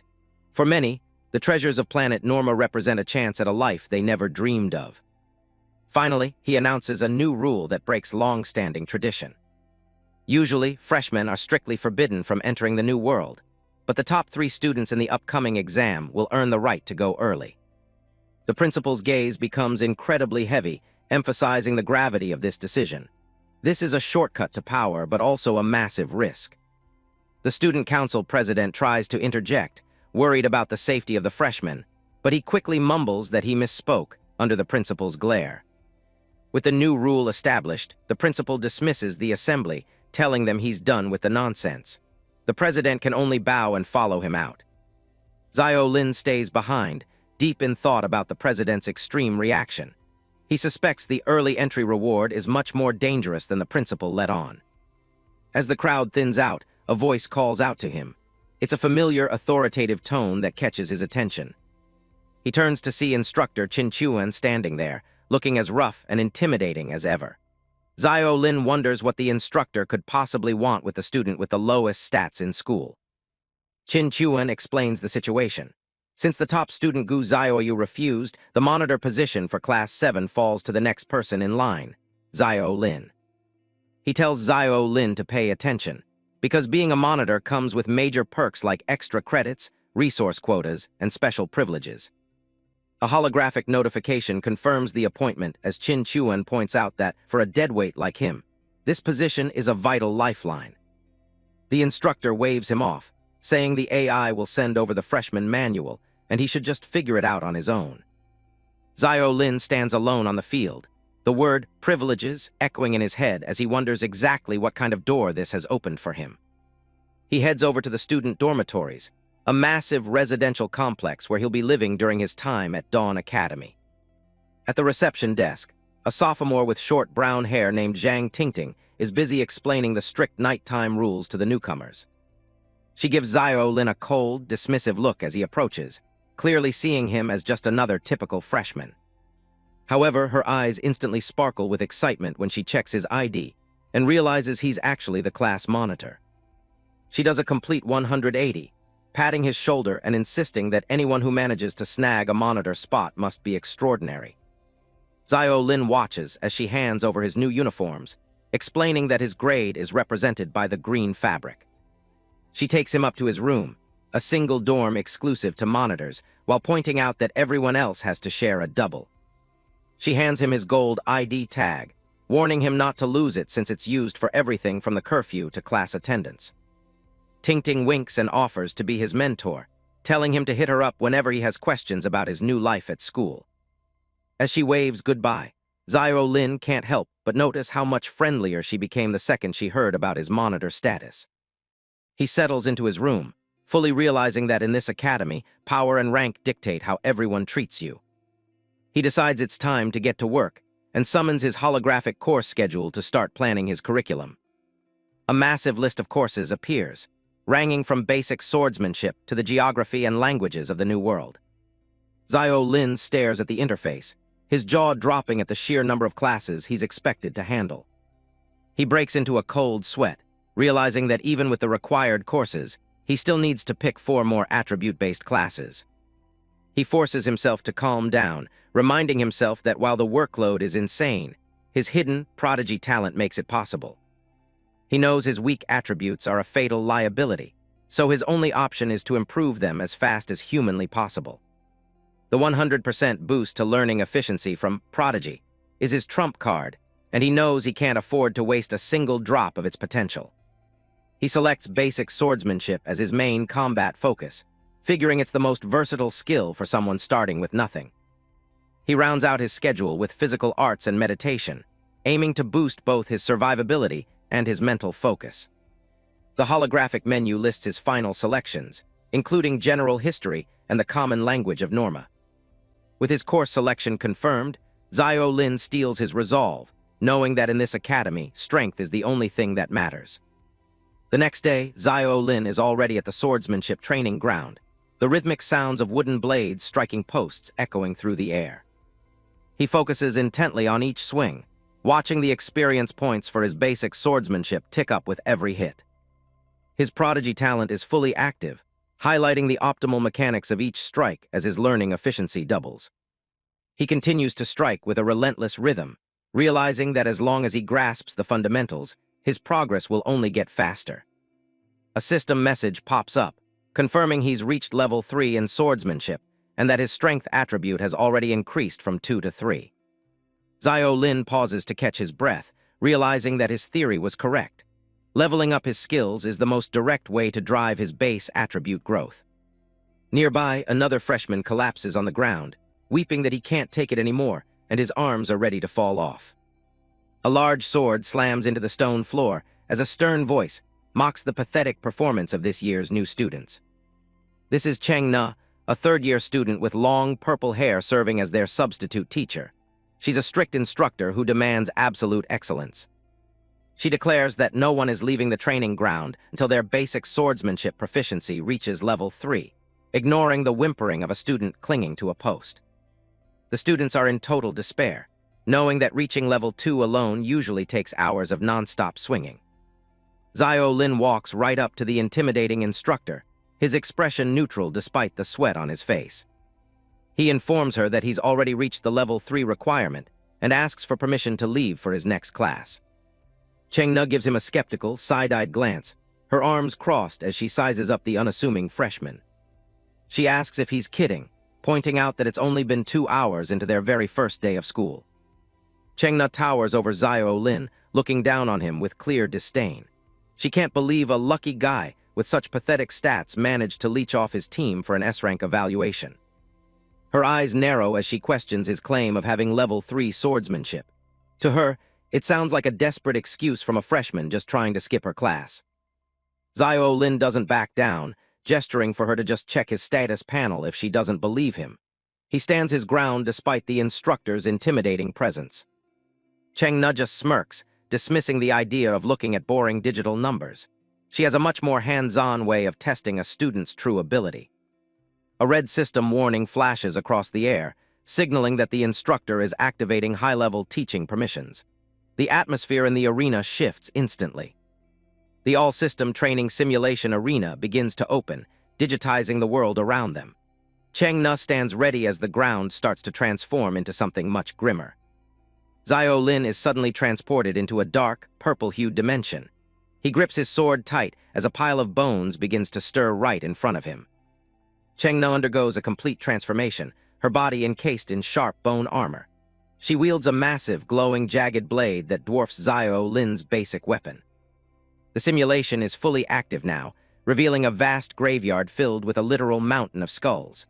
A massive, rib-like structure looms over the battlefield as the system welcomes them. She explains that this space was built at an astronomical cost to mimic the harsh laws of the normal world. Xiao Lin looks small against the jagged, bone-covered horizon. She reassures him that he won't actually die in this simulation, but she doesn't sound very comforting. She stands behind him like a dark shadow. A close-up of her face reveals a cold, predatory look. She warns him that while death isn't permanent here, every bit of pain he feels will be 100% real.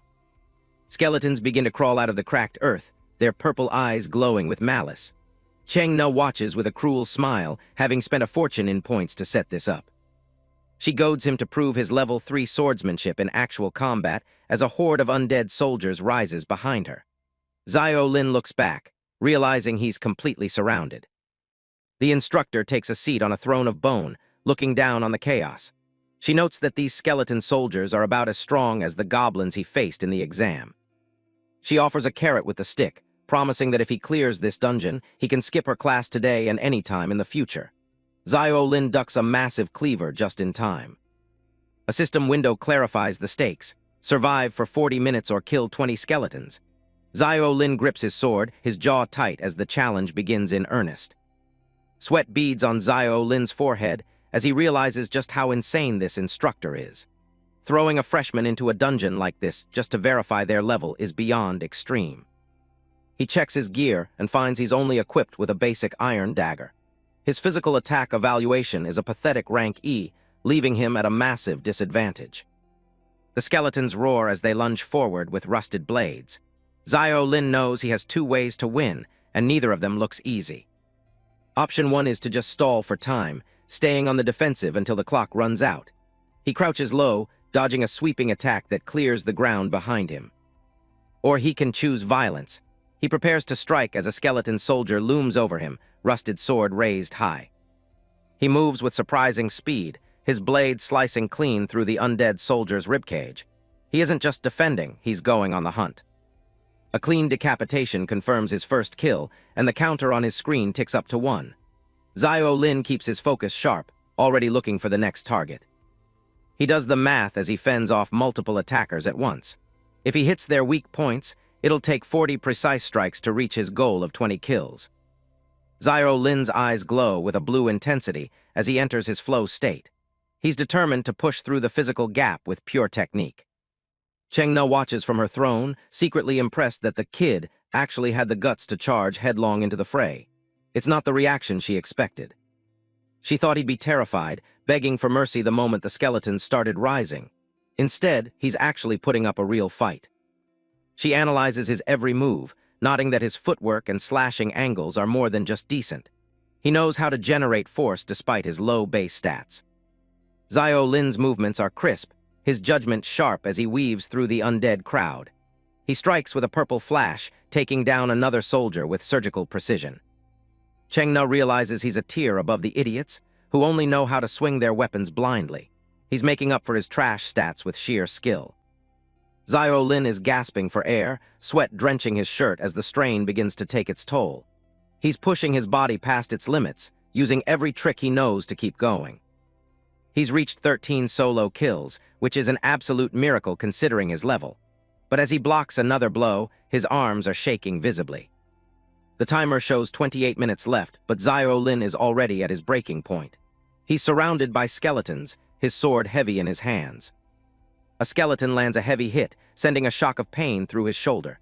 Zio Lin grunts, his vision blurring from exhaustion.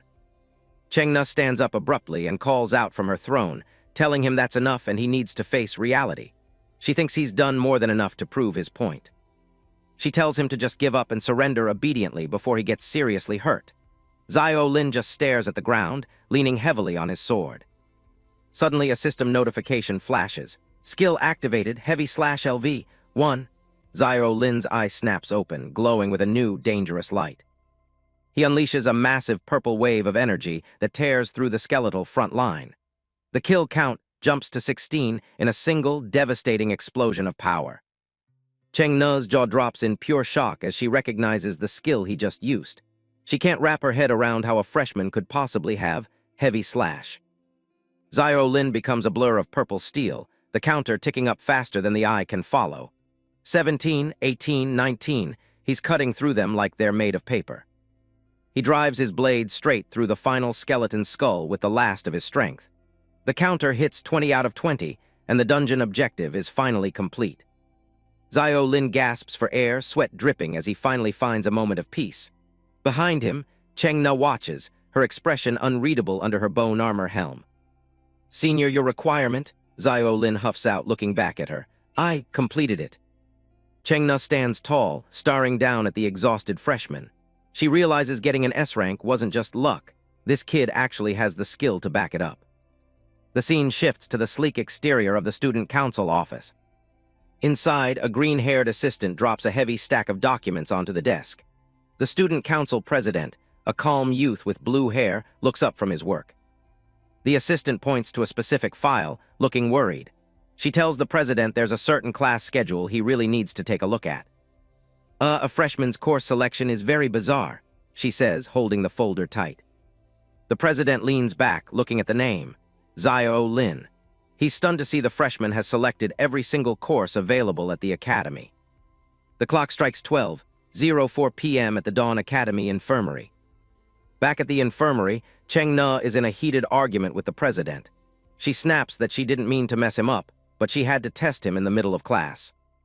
"Nana, this isn't the first time you've treated freshmen like this," the president says calmly. Chengna barks back, asking if he has a problem with her teaching methods. The president sighs, explaining that the new students just enrolled and she doesn't need to be so hardcore. Zio Lin lies unconscious in the hospital bed behind them. Chengna stands her ground, arguing that being strict is the only way to prepare them. To her, coddling new students is the real cruelty. The student council president closes his eyes, clearly exhausted by her stubbornness. Chengna looks away, her expression softening ever so slightly, though she remains silent. On the bed, Zio Lin's eyes flutter open as he groans in pain. The president leans in, noticing he's finally awake. Chengna watches from the foot of the bed, her arms crossed. Zio Lin sits up slowly, looking around the high-tech room. The president welcomes him back, nodding that the academy's infirmary facilities are top-notch. He explains to Zio Lin that full immersion fields are different from normal dungeons. Your stamina and mental energy don't just reset when you leave. The exhaustion follows you back. He folds his hands, telling Zio Lin he passed out from sheer exhaustion. "How do you feel now?" he asks with a gentle smile. Zio Lin stretches his arm, saying he feels much better, though his muscles are still sore. The president tells him to just rest a bit more. The president gives a reassuring look. He then turns to Cheng Na, calling her Nana again and asking her to leave so he can speak with Xiao Lin in private. She looks genuinely annoyed. Cheng Na bites her lip, looking like she has a lot more she wants to say. HMPH, fine, I'll go, she snaps, turning on her heel and heading for the door. Her heavy boots click against the floor as she makes a quick exit. Suddenly, she stops and looks back over her shoulder. Hey, punk, she shouts, getting Xiao Lin's attention. She tells him she's a woman of her word, and that his early leave privilege is officially approved. But her tone turns serious, as she warns him that students who try to train both magic and martial arts never end well. Without another word, she steps out and slams the sliding door shut with a loud bang. Xiao Lin watches the closed door, thinking to himself that this senior isn't quite the she-dinosaur monster everyone makes her out to be. The president clears his throat, signaling it's time to get back to business. He asks if Xiao Lin read the handbook, which explicitly warns against taking too many courses at once. A digital display shows the physical branch, covering swordsmanship, movement, and general physical training. Another display shows the magic branch, which includes meditation, spells, and perception skills. He admits that dual training gives an edge in the first year, as it allows a student to handle a wider variety of combat situations. But he warns that as the curriculum deepens, each branch splits into hundreds of specialized subpaths. By the second and third years, trying to master both would require 6 or 7 times the effort of a normal student. He compares the courses to a branching tree that splits finer and finer the further you go. Xiao Lin simply replies, I know. Xiao Lin looks determined, staring straight ahead. But I still want to give it a shot, he declares. He clenches his fist, confident that with his top student talent backing him up, he can absolutely pull it off. A holographic screen suddenly pings with a notification. The president looks down to see a new message from the principal. The student council president pauses, staring at the holographic notification with a surprised expression. All right then, Junior Xiao Lin, he says, turning back to the student. Since the principal has already approved your course selection, I won't harp on it. He explains that the schedule needs re-optimizing, and a new timetable will be ready by tomorrow morning. Xiao Lin sits in the infirmary bed, thanking the president for the help. Xiao Lin looks down, his brow furrowed with suspicion. He wonders how the principal's message arrived at such a perfectly timed moment. It's as if he's been being watched the entire time. Outside, the sun begins to set over the sprawling, majestic campus of Dawn Academy. In the grand principal's office, a figure in a dark robe stands before a towering, ornate window that looks out over the grounds. The principal, an elderly man with long white hair and a flowing beard, stares out with a weary gaze. A playful voice breaks the silence, asking why he has such a long face. Floating in a cloud of digital particles, the Dawn Academy Central Main Control System, AI, appears as a teenage girl with silver hair and glowing red eyes. She teases the principal, asking him to share his troubles so she can have a good laugh. The principal glances back at the mischievous AI, nodding that she seems to have been influenced by the anime culture of Blue Star lately. The Dawn Academy Central Main Control System, AI, twirls in the air, her white dress fluttering. She playfully asks if her current look is trending and offers to help recruit more freshmen if it is. The principal turns toward her, his expression stern. He reminds her that as the Academy's central brain, her existence is a secret known only to a select few. The Dawn Academy Central Main Control System, AI, puffs out her cheeks in a pout, complaining that even after 100 years, the principal remains as boring as ever. She floats up behind him, pointing out that this year's freshman class is exceptionally strong. She mentions the SS rank student and asks why that doesn't make him happy. The principal looks away, explaining that a normal person's total attributes usually average around 10 points. He continues, stating that the Academy's admission baseline is at least 20 points. However, Xiao Lin's total stats only add up to 9, making him appear completely ordinary. Talents can only be detected after enrollment, he continues, his voice low and serious. This means that by all accounts, Xiao Lin should never have received an admission notice. The Dawn Academy Central Main Control System, AI, laughs it off, suggesting it might just be a lucky mistake by the admissions department that landed them a genius. The principal turns his back to her, staring out the window once more. He reveals that when he tried to pull the boys' records, he found something truly disturbing. He stands still in the middle of the silent office, the weight of his words hanging in the air. There is no record of Xiao Lin's admission in the system at all. Inside the Dawn Academy's high-tech command center, the AI reports that total enrollment stands at 1,360 students. But there's a catch. The central computer only has records for 1,359 admission letters. One is completely missing. The principal is baffled since something like this has never happened in the Academy's history. He asks the main control program what's going on. The AI confirms that 1,360 letters were definitely issued, so the math should be right. Growing suspicious, the principal tells her to pull up Xiao Lin's admission letter immediately. The AI gives him a smug look and delivers the bad news. Even as the principal, he doesn't have the security clearance to see that specific file. He's stunned. A simple admission letter is locked away from the head of the school. The AI admits she's just as surprised as he is, but the system's rules are absolute. The principal stares ahead, deep in thought about this mysterious student.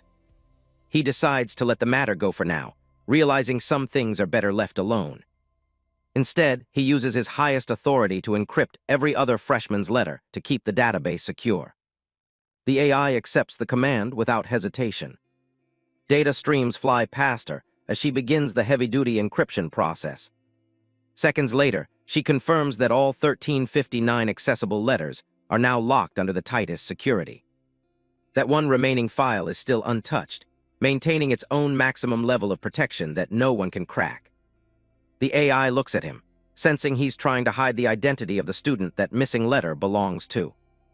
The principal mentions he's headed back to the New World tomorrow. He wants to make sure that while he's gone, nobody gets in the way of Xiao Lin's development. He officially leaves the Academy's internal affairs in the AI's hands. The next day in the cafeteria, things are bustling with students grabbing their meals. A senior student named Zhang Tingting spots Xiao Lin and recognizes him as the kid who fainted after just one class. Xiao Lin is caught off guard, realizing his embarrassing debut has already become campus gossip. Tingting warns him that running into someone like Senior Cheng Na is just pure bad luck.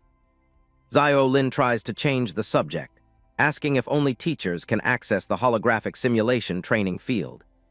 She looks at him like he's crazy and asks if he's even bothered to check his monitor permissions yet. She explains that being a class monitor comes with some pretty serious perks.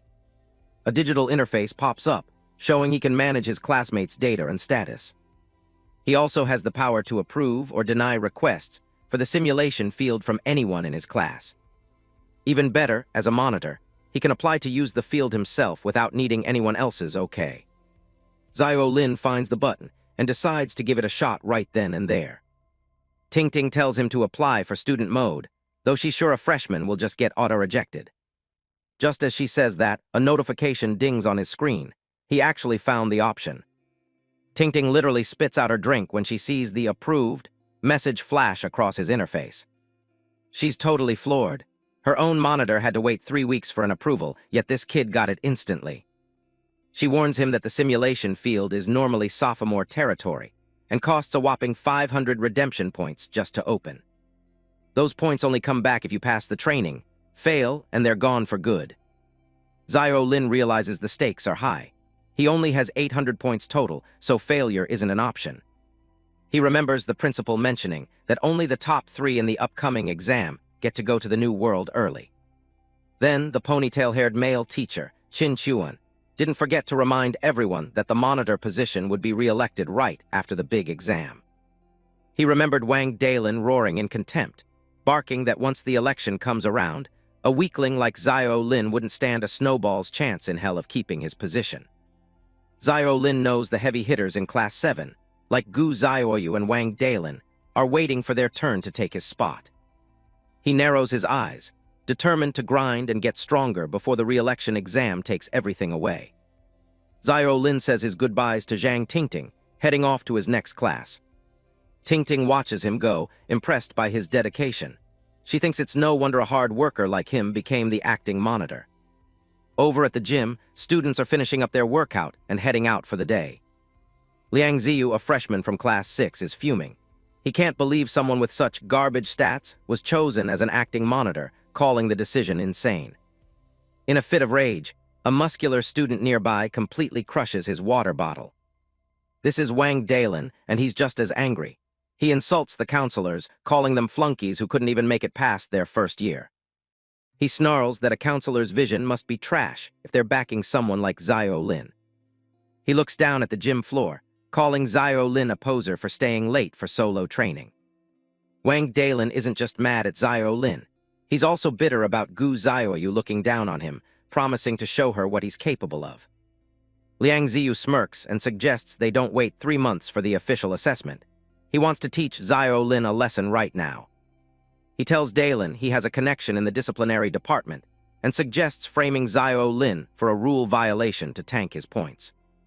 Unaware of the plot, Zio Lin is pushing himself to the limit on the treadmill, slowly racking up physical fitness experience.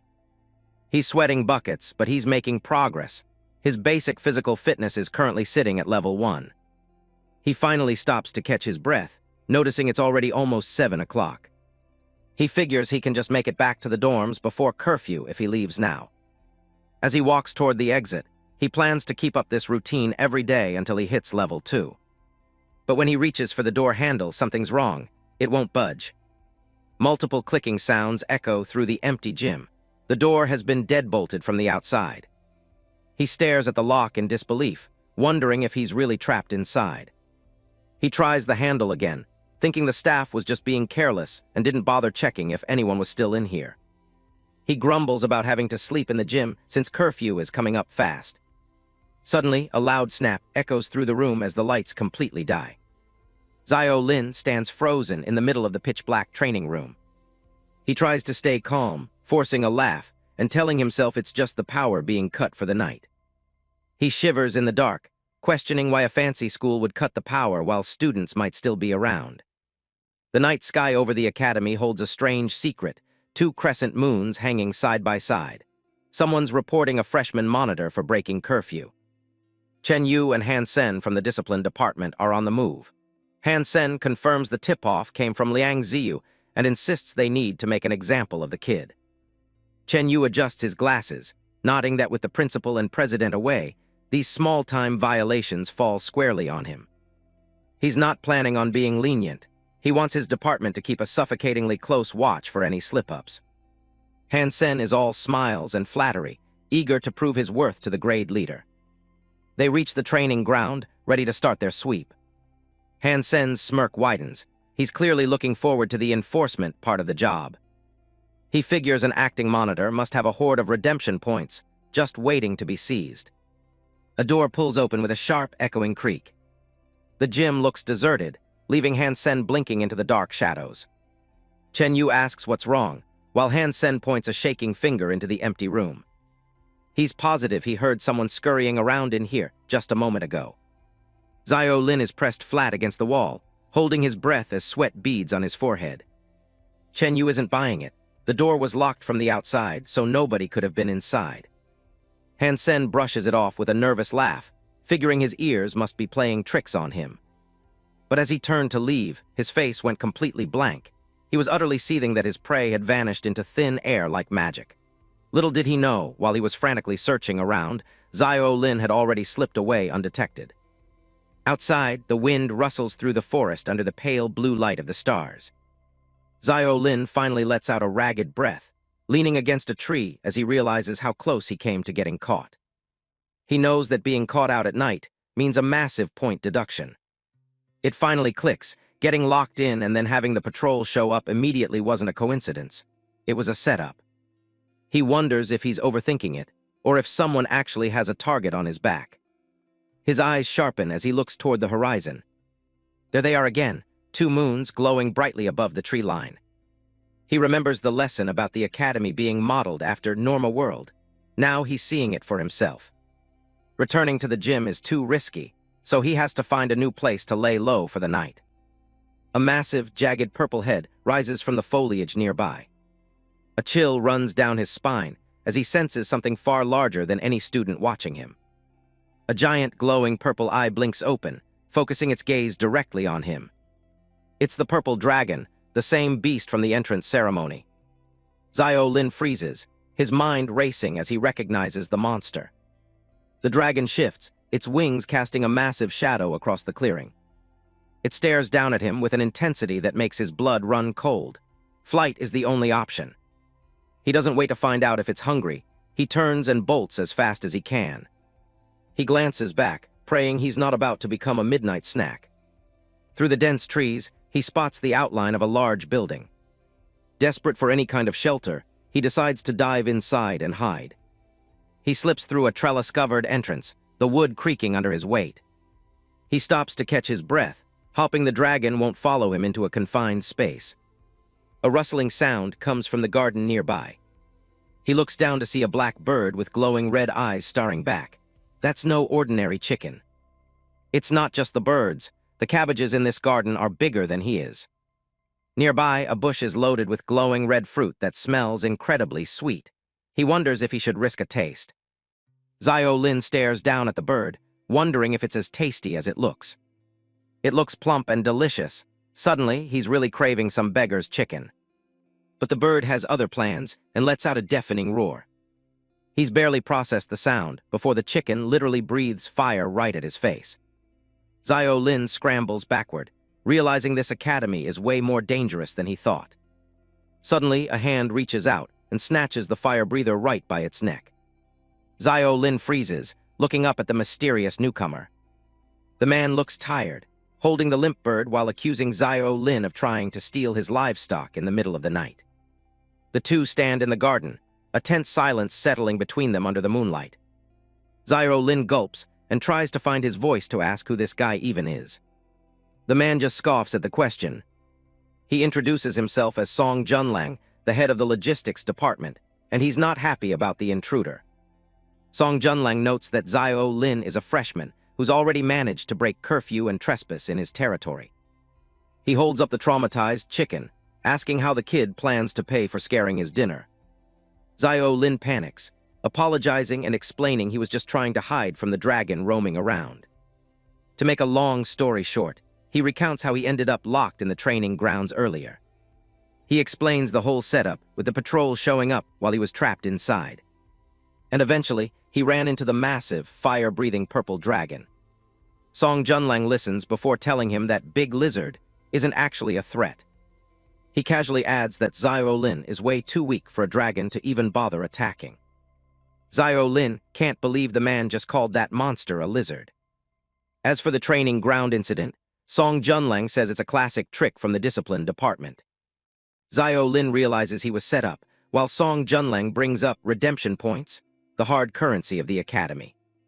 Everything from buying equipment to activating simulation fields requires these points.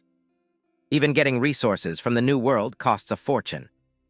Those points are also the key to whether you can actually graduate or move on to the New World. He explains that the discipline department loves playing entrapment games with unsuspecting students. They set you up to break a rule, then offer a private settlement to keep it quiet. Basically, you hand over a few hundred redemption points as a fine to avoid getting a formal deduction. Zio Lin is disgusted by the tactic and immediately suspects Wang Dalin is behind his framing. Song Junlang turns his attention back to the junior standing in front of him. Staying out all night and trespassing in the logistics department are serious offenses. Combined, those two rules could cost Zio Lin a massive amount of points.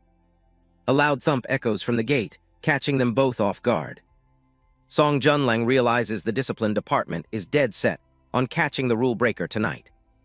He smirks, asking if he should just open the door and let them take him away. Zio Lin pleads with the senior, hoping he's not just telling him all this to watch him fail. Song Junlang is impressed by the kid's quick thinking and decides he's worth the effort. He suddenly asks Zio Lin if he knows anything about cooking. Zio Lin is completely baffled by the question. He stammers out a week, maybe a little, thinking back to his college days. In reality, his cooking experience is just scrolling through tutorials while eating snacks. He's never actually touched a stove.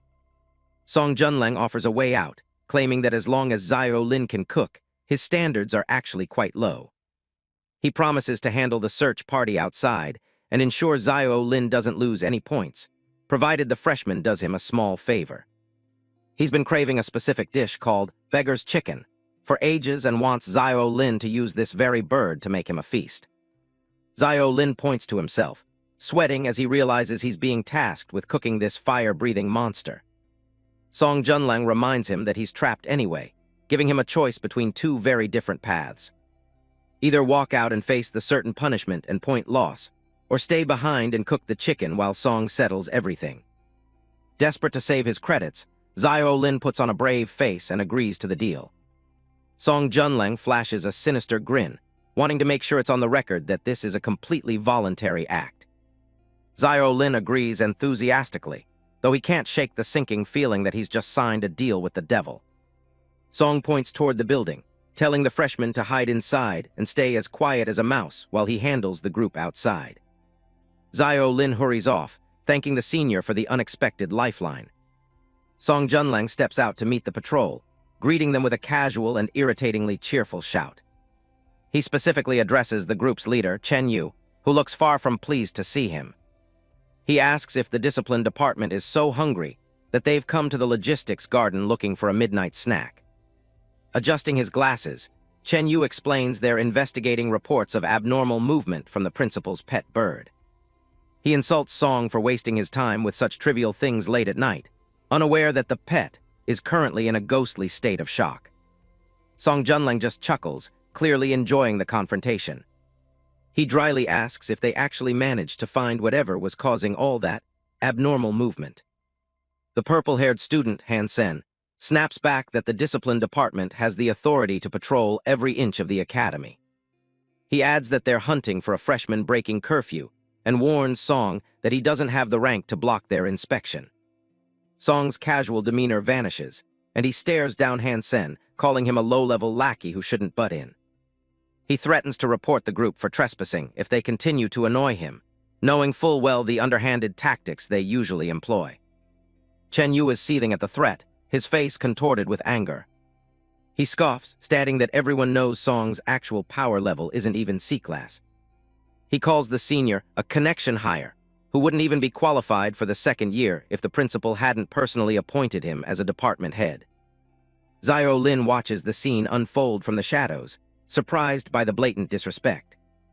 It's clear to him now that Chen Yu has a massive grudge against Senior Song. The freshman realizes that the internal politics of the academy are just as dangerous as the monsters outside.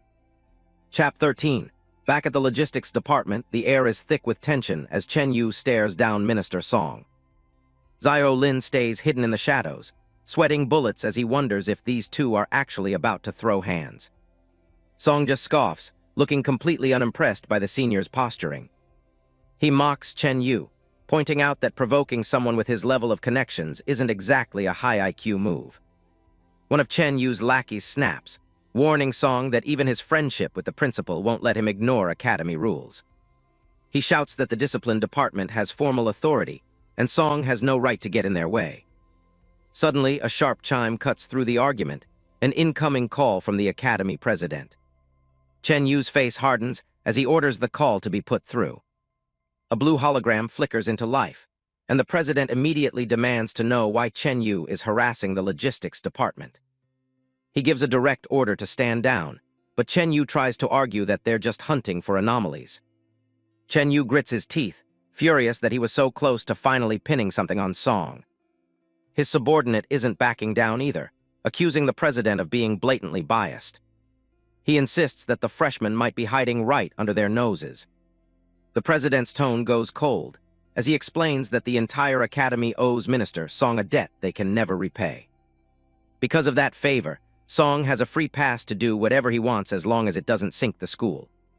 Chen Yu's ego takes a massive hit, and he lets out a frustrated growl. With no other choice, he barks out the order to retreat. The discipline squad turns around and starts their walk of shame out of the garden. Before disappearing, Chen Yu tosses a final threat over his shoulder, telling Song to watch his back. Song just gives him a lazy smirk, telling the senior to worry about himself instead.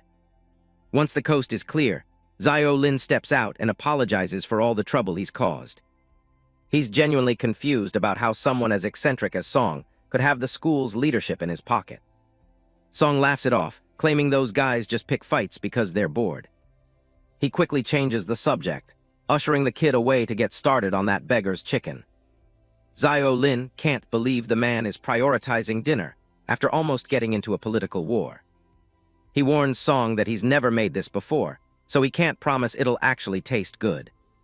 He starts by prepping the hybrid chicken, which is way tougher than any bird back home. He wraps it carefully in leaves and a thick layer of mud, following the traditional recipe. As the fire crackles, Xiao Lin sits back and monitors the roast. The two of them wait in silence, the only sound being the wood snapping in the flames. For the first time since being dragged to this academy, Xiao Lin actually feels a moment of peace. After 2 hours, a rich, mouth-watering aroma begins to fill the garden. Xiao Lin cracks open the clay shell, sweating from the heat but relieved that it looks like a success. He starts to wonder if he might actually have a secret talent for the culinary arts. Song leans in, looking impressed as the steam rises from the golden-brown meat. Song tore off a massive drumstick and handed it to Xiao Lin for orchestrating this chicken dish. But when he notices Song isn't reaching for it, he asks if something is wrong. Song puts on a noble act, insisting that as the chef, Xiao Lin deserves to take the very first bite. Starving after all the training and hiding, the freshman doesn't need to be told twice. He takes a massive, confident bite of the drumstick. His eyes light up. It's tender, flavorful, and easily the best chicken he's ever tasted. But as he chews, Song's expression turns serious and he asks a chilling question. How does his body actually feel? Xiao Lin is confused. He doesn't understand why the minister is asking about how his body feels instead of how the food tastes. Suddenly, a sharp, rhythmic thumping starts in his chest. Something is very wrong. The chicken drops to the ground as he clutches his stomach. It feels like he just swallowed a gallon of liquid fire. Song Junlang stands over him, casually asking if the pain is the only thing he's feeling. He tells the kid to just endure it, promising the agony will pass once the process is complete.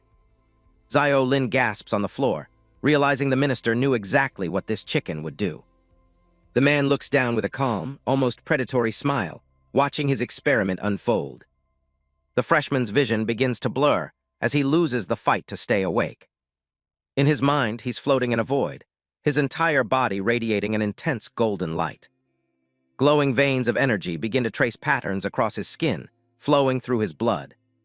The heat inside him becomes unbearable, like his very soul is being cooked. But under the pain, there's a surge of raw power he's never felt in his life. Song's notebook shows the truth. This was hybrid iron-crowned chicken number 3, specifically bred for physical enhancement. The minister notes that despite his improvements, the biological rejection response is still incredibly violent. He watches over the unconscious boy, waiting for the results of the transformation to settle. 2 days pass, and the sun rises over the quiet medical facility. The inside is a typical researcher's mess, a chaotic lab filled with papers and strange tools. Xiao Lin groggily opens his eyes, his head spinning as if he's just come off a roller coaster. Song Junlang walks in, looking far too cheerful while carrying a bowl of glowing golden items. As soon as he's fully awake, Xiao Lin snaps, accusing the man of using him as a lab rat. The minister just laughs it off, claiming there was never any real risk to his life. Xiao Lin isn't having it, swearing he'd come back to haunt the guy if that meal had killed him. Song tells him to take a breath and relax, since he's clearly fine now. He suggests that before they argue anymore, the kid should take a look at his stats panel. The minister promises that he's in for a massive surprise. Xiao Lin narrows his eyes, skeptical but willing to check the numbers. He summons the holographic interface, deciding to trust the man one last time. The display flickers to life, showing his updated attributes. He scans the list of numbers, his expression turning from annoyance to pure confusion. Suddenly, he lets out a shout of disbelief. His strength went up by a point, but his physique jumped by 2, and his overall rating finally hit F. He's stunned. Such a massive boost from a single meal seems impossible. He continues scrolling, and his eyes practically pop out of his head. His basic physical training skill has jumped 2 entire levels all at once. It's at level 3 now, a jump that would usually take weeks of exhausting work. Song Junlang looks like he's about to burst with pride as he sees the results. He lets out a triumphant laugh, screaming that his formula actually worked. Zio Lin demands an explanation for what that chicken really was. He asks if the effect really came from that mutant bird they just ate. Song pulls up a chair and tells him to take a seat so they can talk science. He reveals that the bird was a Tago ironcrest chicken, a unique species he created. He explains that he spent years crossbreeding domestic chickens with alien creatures from the world of Norma. Song Junlang shifts the conversation to fiction, asking Zio Lin if he's ever read those stories where someone is transported to another world. He poses a hypothetical. If a primitive caveman were suddenly dropped into the middle of a modern city, how long would he actually survive? Zio Lin recognizes the theory immediately. It's a common trope in science fiction and survival stories. He explains that the caveman wouldn't have the right immune system for modern diseases and would likely be killed by common germs. A small illustration shows the poor caveman being overwhelmed by giant, malicious-looking microbes. Song confirms it's the same logic for them. Blue Star and Norma are fundamentally different environments. He explains that student bodies must reach a certain stat threshold before they can physically adapt to the new world. Zio Lin finally understands why the student council president was so alarmed by the principal's suggestion of an early entry. Song's brainwave was to find a shortcut by using the biology of Norma's creatures to speed up the human adaptation process. He sheepishly admits that his first attempt involved eating the creatures raw, which almost resulted in his death. Zio Lin is left speechless by the minister's absolute lack of self-preservation during his research. Song explains that his subsequent research focused on creating hybrids that would reduce the violent rejection response. He calls his breakthrough food therapy, though he notes it only works once per specific hybrid breed. Zio Lin listens intently as the man explains the biological limitations of his experiment. Song jokes that if people could just eat for stats, the academy wouldn't bother with the grueling physical training classes. While the chicken won't help him anymore, Song mentions he has plenty of other edible hybrids for the freshmen to test. Zio Lin realizes that despite the rewards, he's effectively become the minister's willing guinea pig. Song Junlang gives a soft, satisfied chuckle as he sees the realization sink in. Zio Lin agrees to help, but only on the condition that his life isn't put in danger again. Song promises he's safe, and then nonchalantly reveals that Zio Lin has been unconscious for 2 whole days. The news sends Zio Lin into a panic. He's terrified his credits will plummet for missing so much class. The minister reassures him, explaining that he's already approved a leave slip that covers his entire absence. Relieved, Zio Lin finally relaxes as he prepares to return to his normal student life. He heads for the door, and Song reminds him not to forget their dinner appointment later tonight. Meanwhile, in the cafeteria, Gu Zioyu eats her meal in her usual quiet, focused manner. Behind her, several students are engaged in a loud and heated discussion about recent events. Han Sen tells the others to drop the subject of Zio Lin, clearly frustrated by how the situation turned out. The student who locked Zio Lin in the training field is fuming, unable to accept that the boy simply vanished for 2 days. He's even more annoyed that instead of being expelled, Zio Lin somehow managed to get on good terms with the Minister of Logistics. Gu Zioyu listens to the gossip, realizing that she really hasn't seen Zio Lin since the training field incident. She's pulled out of her thoughts when someone sits down at the table right next to her. Zio Lin appears with a casual wave and a grin, looking remarkably healthy for someone who was just missing. Gu Zioyu looks him up and down, demanding to know where on earth he's been for the last 48 hours. Zio Lin and Gu Zioyu sit in the cafeteria, where she immediately grills him on his 2-day disappearance. He gives her a vague brush-off, rubbing the back of his neck while trying to avoid a long explanation. The conversation is interrupted by a muscular student with short brown hair shouting from across the room. He sounds surprised and offended that Zio Lin actually had the guts to show his face in public again. Wang Dalin walks over with a boisterous laugh, mockingly calling Zio Lin their all-powerful acting monitor. He assumes Zio Lin must have been expelled for violating academy rules during his absence. He stands over their table with his arms crossed, condescendingly telling Zio Lin that he's still trash no matter how hard he trains. He laughs at the idea of an inept bird trying to fly early, insisting the gap in their strength is permanent. Zio Lin doesn't even bother looking up. casually digging in his ear with a smug grin. He tells the bully he's doing an amazing job and should definitely keep up the attitude. The sarcasm hits Wang Dalin like a physical blow, and his face contorts with rage. He snaps back, demanding to know what's with the crappy attitude. He keeps shouting, warning Xiao Lin not to think he's special just because he's close with Minister Song from the logistics department. He reminds him that in this academy, strength is the only thing that matters. Wang Dalin turns to leave, throwing one last jab over his shoulder. He promises to show Xiao Lin exactly how massive the gap between them is during the upcoming comprehensive exam. Xiao Lin watches him stomp away, looking more bored than anything else. He mutters about how crazy the guy is before turning his attention back to his meal. Gu Xiaoyu ignores the drama entirely, pushing her glasses up as she asks if he's seen the new notice yet. Her serious expression suggests it's not something he can just brush off. She explains that the time for the first comprehensive exam has been rescheduled. She raises a finger to emphasize the point, her gaze fixed intently on him. Xiao Lin is stunned to hear that the preparation time has been cut exactly in half. What was supposed to be 3 months is now only a month and a half away. He realizes he's in serious trouble since he barely has any time left to improve his abilities. If he can't make a massive jump in strength, passing the assessment will be an issue, let alone reaching the top 3. Today's class is on basic meditation, and he's already missed the first 2 days. He knows he has to hurry and catch up on everything he's missed if he wants any chance of survival. A very short girl in a purple witch outfit, Li Meiling, appears in the classroom. She is a third-year student and the substitute teacher for basic meditation, and she doesn't look happy to see him. She immediately starts shouting, accusing Xiao Lin of being the one who bullied her senior, Cheng Na. She's convinced he caused trouble in swordsmanship class and forced Cheng Na into a rude request. Xiao Lin puts his hands up defensively, trying to clarify that it's all a misunderstanding.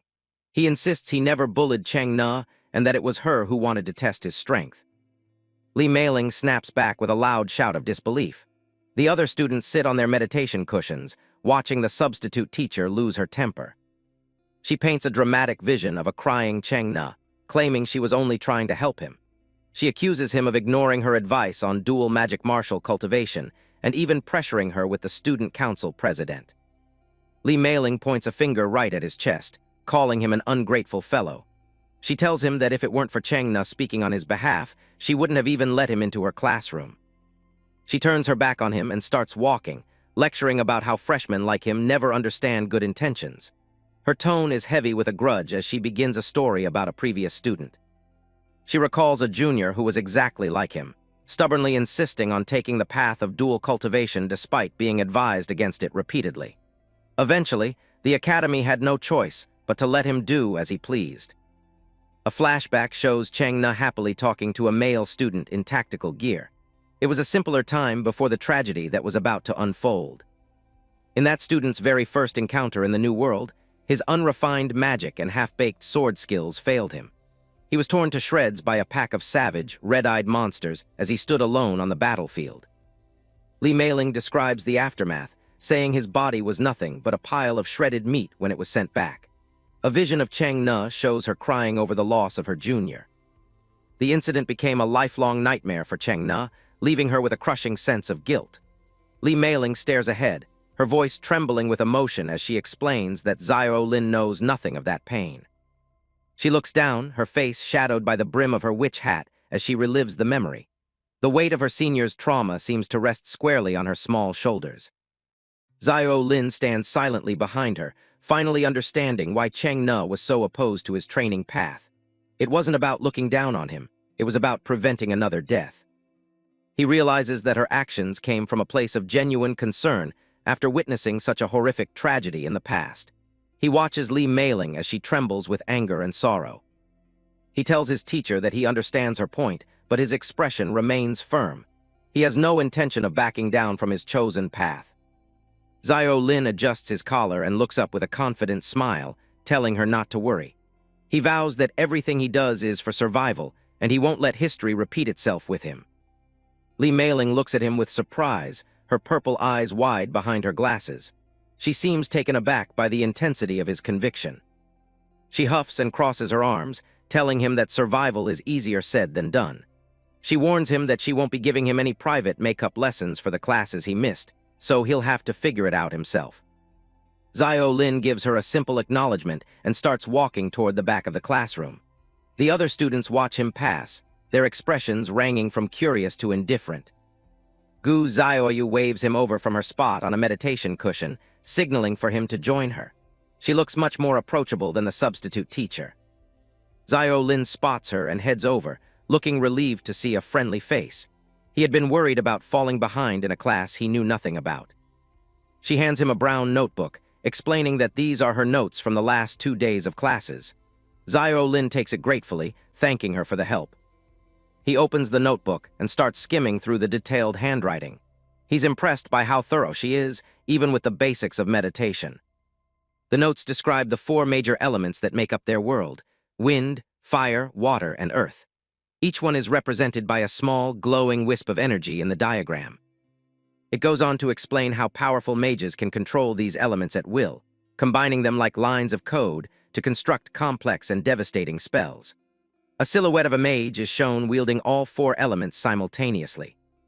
The essence of meditation is to perceive these elements drifting in the air, establish a connection, and then try to control them. Lin sits cross-legged, surrounded by swirling elemental energy as he attempts the exercise. He shuts his eyes tight, sweat beaded on his forehead as he tries to sense anything at all. After a few moments, he realizes something is wrong because the world around him remains completely empty. Lin sits cross-legged, eyes squeezed shut as he tries to focus. He's sweating from the effort, but after a long silence, he realizes he still can't perceive a single thing. A golden, glowing fruit is tossed into the air and caught by a hand. A voice calls out, asking if he's hit a roadblock in his meditation studies. He visits the night garden to see Song Junlang, hopping for a shortcut. He points to the cabbages and asks if there's any food that can magically boost his elemental perception. Song Junlang looks at him with a deadpan expression, asking if he looks like a cartoon character with a bottomless pocket of gadgets. Lin looks absolutely crushed in the corner of the frame. The senior leans against a tree, casually snacking on the glowing fruit. He explains that failing to start is completely normal, as the jump from 0 to 1 experience point is the hardest hurdle to clear. He notes that while some get it in a week, others might struggle for months. Lin snaps back with urgency, knowing he doesn't have months with the first assessment looming in just 4 weeks. Song Junlang rubs his chin, considering the problem. He suggests that if he can't get it on his own, he should look for a classmate with high intelligence to learn from their experience. He explains the mechanical link. Elemental perception is tied directly to the intelligence attribute. The higher the stat, the easier it is to break through that initial barrier. A light bulb goes off in Lin's head as he remembers his authority as acting monitor. He realizes he can use the system to check the attribute values of everyone in his class. He reaches out and swipes through a holographic screen, searching the student database. He knows exactly who to look for, the one with the highest intelligence. His eye goes wide with shock as the data pulls up on his screen. Something in the profile is completely unexpected, leaving him staring in disbelief. The system displays Gu Xiaoyu's student profile, revealing an incredible 36 points in intelligence. But at the bottom, it lists her remaining lifespan as a mere 2 years. He stares at the glowing text, unable to believe what he's seeing. Gu Xiaoyu looks back from the screen, her stoic expression hiding a ticking clock. Lin walks through the academy corridors, his mind heavy with the secret he just uncovered. The news has completely derailed his focus on training. He reaches the classroom and throws the doors open, his eyes immediately searching the room. He looks determined to confront the issue. Gu Xiaoyu is already there, sitting quietly on her meditation cushion. She seems to sense his arrival and shifts her attention. She gives him a polite wave and a small greeting. She looks as composed as ever, showing no sign of the tragedy hidden in her stats. Lin drops onto the cushion in front of her, his brow furrowed. He doesn't bother with small talk, his serious expression signaling that something is wrong. He reminds her that as the acting monitor, he has the power to look at student profiles. He looks up at her, hesitant but determined to speak. He tells her straight out that he saw her natural lifespan. He mentions the exact remaining time, 2 years, and waits for her reaction. Internal panic sets in immediately as he realizes how creepy he sounds prying into her private business. He turns into a sweating, spiraling chibai, cursing the awkwardness he just created. Gu Zioyu stares at him through her glasses, her expression unreadable. For a long moment, the classroom is silent. She sits calmly, her hands resting on her knees. She doesn't look angry or scared, just quietly observant as he waits for her to say something. She finally asks why he's bringing this up so suddenly. Her voice is level, betraying none of the weight the topic carries. Zio Lin leans in close, his voice dropping to a whisper as he asks if she's suffering from some kind of terminal illness. He looks deeply concerned for her well-being. He tells her that since they've survived life-or-death situations together, he wants to help her find a solution. He places a hand on his chest, speaking with genuine sincerity. Gu Zioyu begins to speak, her gaze drifting slightly as she prepares to reveal the truth. She remains remarkably composed. She clarifies that it's not a disease or a terminal illness. She explains simply that it's something she was born with, a natural condition. Zio Lin's eyes go wide. The idea of being born with such a short lifespan is something he can't quite wrap his head around. He realizes why she was so laser-focused when Qin Chuan mentioned that staying at the school could increase lifespan. She confirms it with a soft, yeah, acknowledging her motivation. She reminds him of the Academy's rules. Those who fail the assessment lose their memories and get sent home to Blue Star. She looks at him with a somber intensity. She explains that while going back might be fine for others, for her it means only 2 years left with no way to change her fate. Her resolve to stay at the Academy is absolute. She looks him in the eye and thanks him sincerely. She credits his help with giving her the chance to stay and sees this one opportunity to live. Zio Lin looks away, rubbing his head in embarrassment. He plays it off as a win-win situation, claiming he just wanted to maximize his own rewards. He tells her she can ask him for help anytime. He considers her a friend after surviving the admission test together. The PA system on the wall suddenly crackles to life, cutting through the emotional moment between them. The classroom doors swing open and Li Meiling stomps in, looking completely miserable. She grumbles about only being a substitute teacher for a handful of credits. She stops in her tracks when she sees the students already waiting. She looks them over with a skeptical eye, her annoyance still clear. A small, floating version of the witch teacher gives them a begrudging humph. She admits she can offer a bit of praise since they actually showed up on time. Zio Lin gives her a bright, enthusiastic acknowledgement, thanking her for the compliment. Gu Zioyu just watches silently, her expression returning to its usual stoic state. Li Meiling snaps at them, pointing a finger as she reminds them of their failure in the last session. She notes that they didn't even manage basic elemental perception before the bell rang. She yells at them to get out and stick to swinging swords if they're still stuck in the same place today. Her sharp warning leaves no room for excuses. Zio Lin puts on a polite smile, nodding along to the teacher's sharp words. Internally, he notes that while the senior looks petite and cute, her temper is surprisingly explosive. The other students in the room maintain a cautious silence, their expressions varying from focused to intimidated. They all keep their heads down, avoiding the teacher's wrath. Zio Lin closes his eyes and attempts to enter a meditative state once more. A bead of sweat rolls down his forehead as he struggles to find any sign of the elemental world. Despite his intense focus, the world remains a void of darkness. He realizes with frustration that he still can't perceive a single bit of elemental energy, just like his previous attempts. His eyes snap open, burning with a new resolve. Since conventional training methods are failing him, he decides it's time to use his one remaining ace in the hole. He concentrates on his unique talent, the top student ability. A surge of power washes over him as he prepares to activate the skill and bypass his natural limitations. His vision shifts, allowing him to scan the entire classroom and the students seated within it. He searches for anyone who has already mastered the basics of meditation. Most of his classmates show up as having no detectable skills, but his scan finally lands on someone with an active ability. A blue aura surrounds a student who has reached level 1 of basic meditation.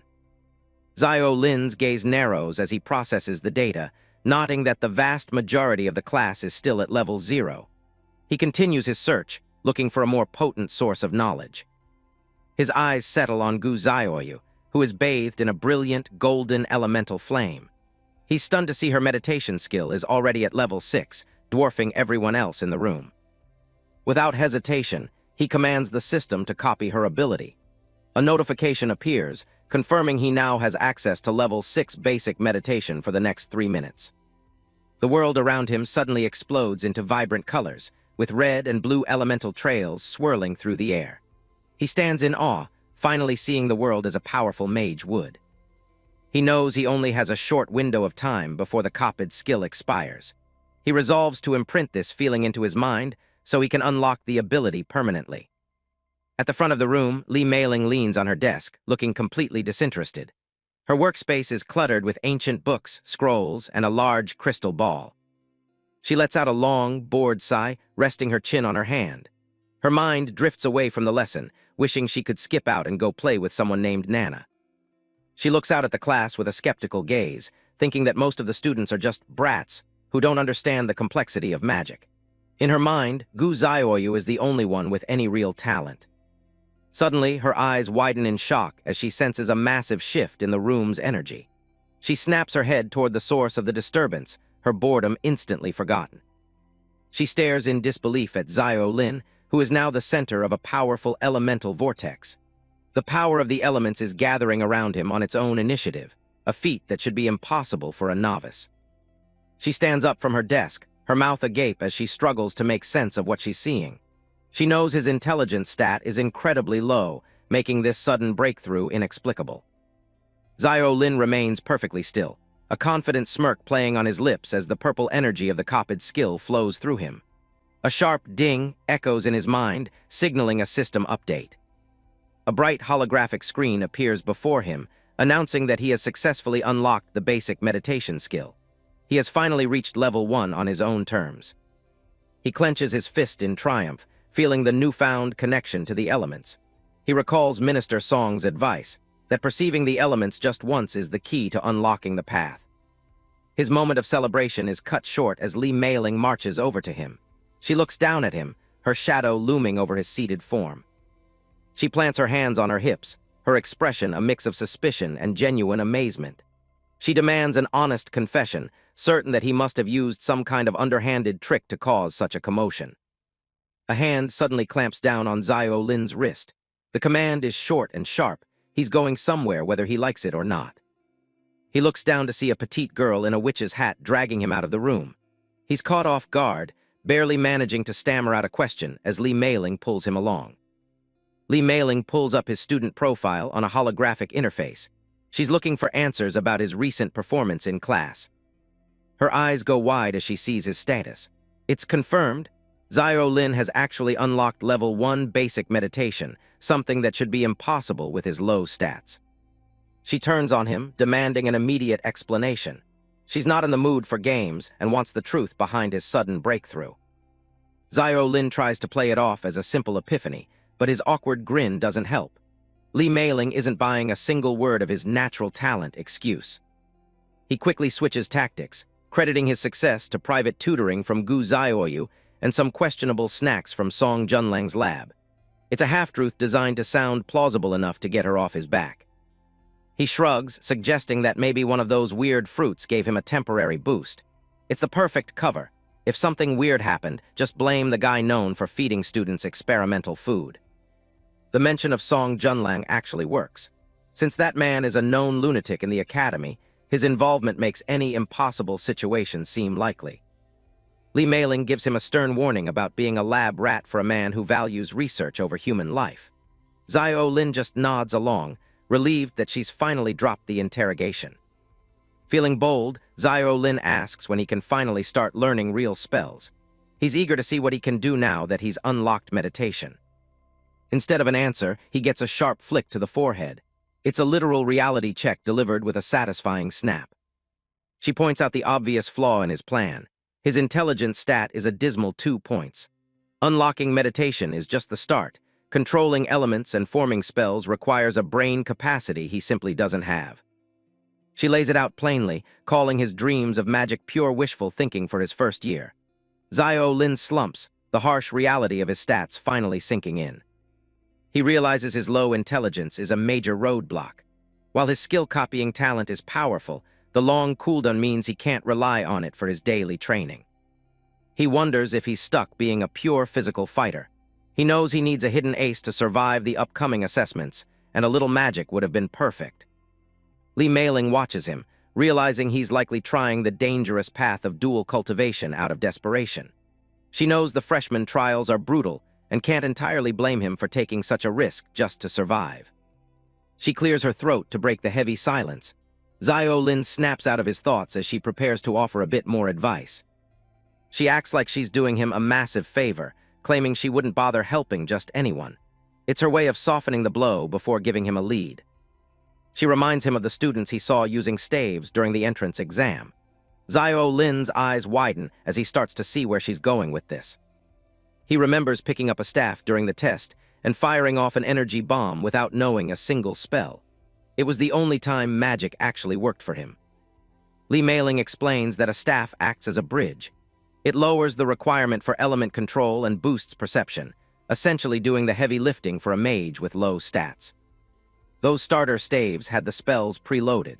As long as a person has even a tiny bit of intelligence, they can trigger the enchantment without needing to master the spell themselves.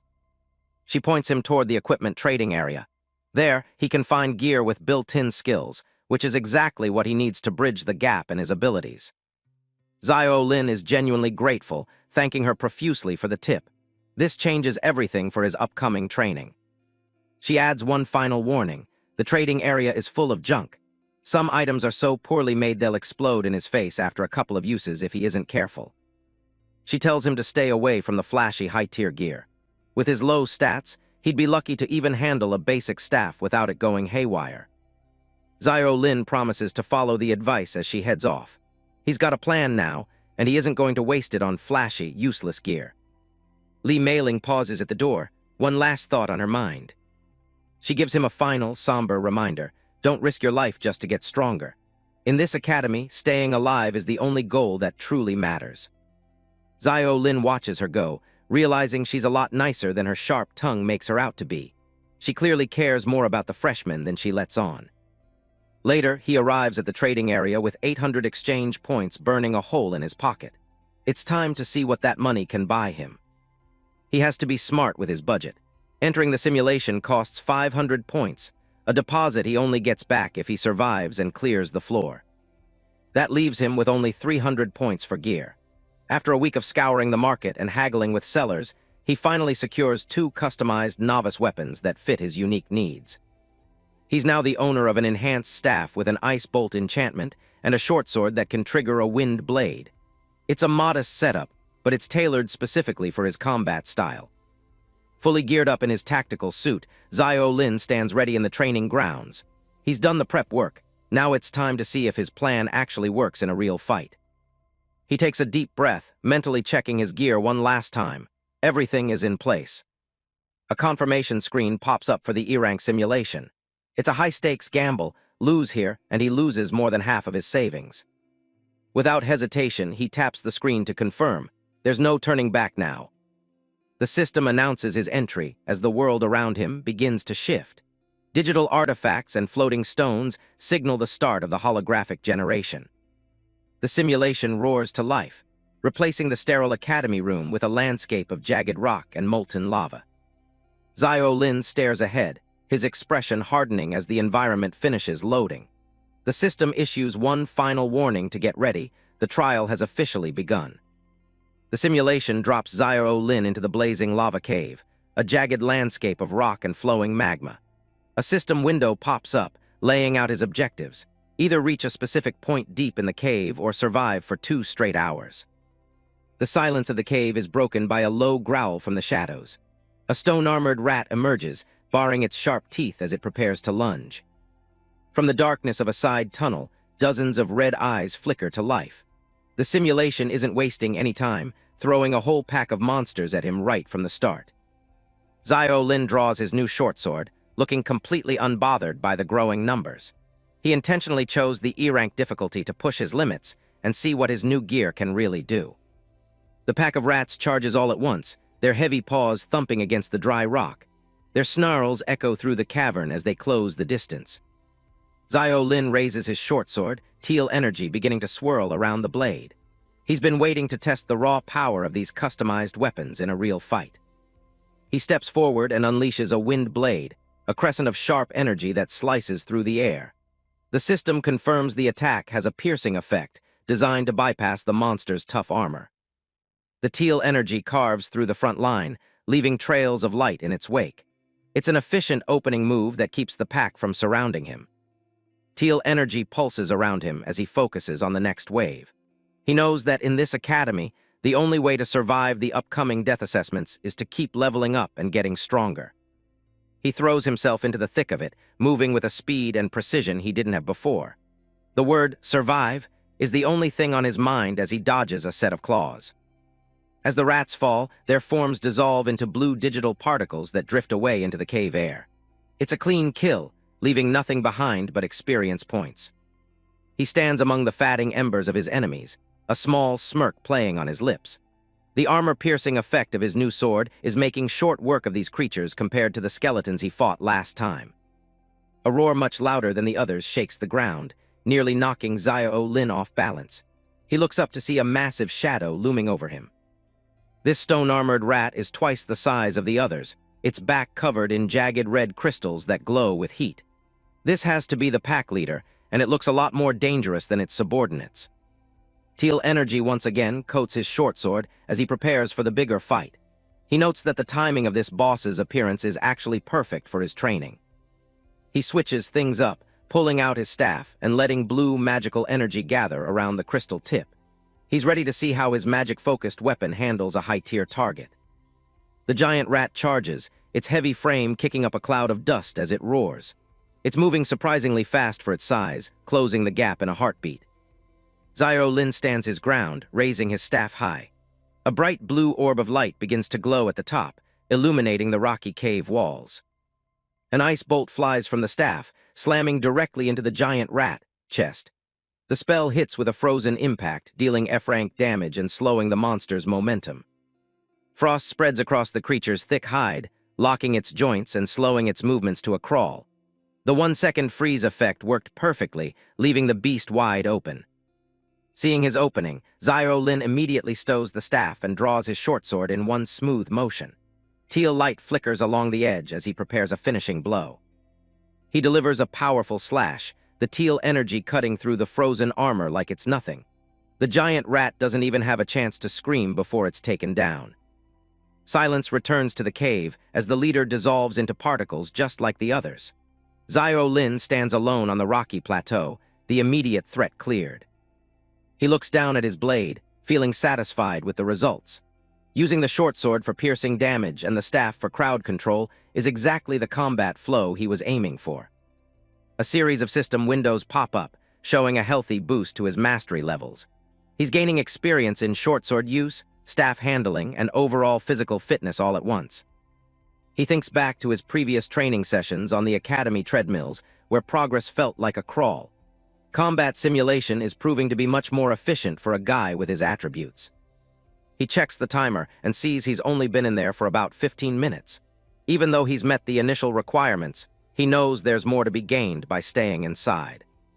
He takes a moment to sit back and rest against the cool rock, catching his breath. He decides to pace his stamina so he can explore deeper into the cave once he's recovered. A sharp ding notification cuts through the ambient noise of the cave, snapping him back to attention.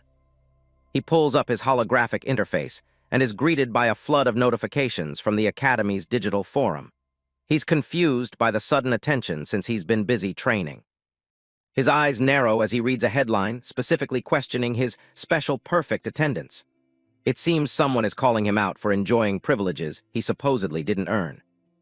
The post was made by Wang Dalin, who's accusing Yahello of skipping class and sucking up to Song Junlang to avoid credit deductions. He's making a public scene about Yahello's single-digit attributes. Wang Dalin doesn't stop there, calling Yahello trash, and claiming he only became acting monitor through pure luck. He's calling for the Academy to expel Yahello immediately for making a joke of the rules. Yahello sits quietly, scrolling through the comments left by other students. Some are curious if it's true, while others are quick to judge his dual cultivation path as a suicide mission. A dark look crosses Yahello's face as he stares at the screen. a mental image of Wang Dalen's arrogant face popping into his head. He's tired of this guy using every petty method available just to annoy him. Suddenly, an error message flashes across the blue screen, stating that the post is no longer visible. He blinks in surprise, wondering why it would just vanish. A system update informs him that the post was deleted by an administrator for being malicious. Not only that, but Wang Dalen has been slapped with a 7-day ban for the personal attack. Xiao Lin looks up from the screen, genuinely curious about who would step in to help him like that.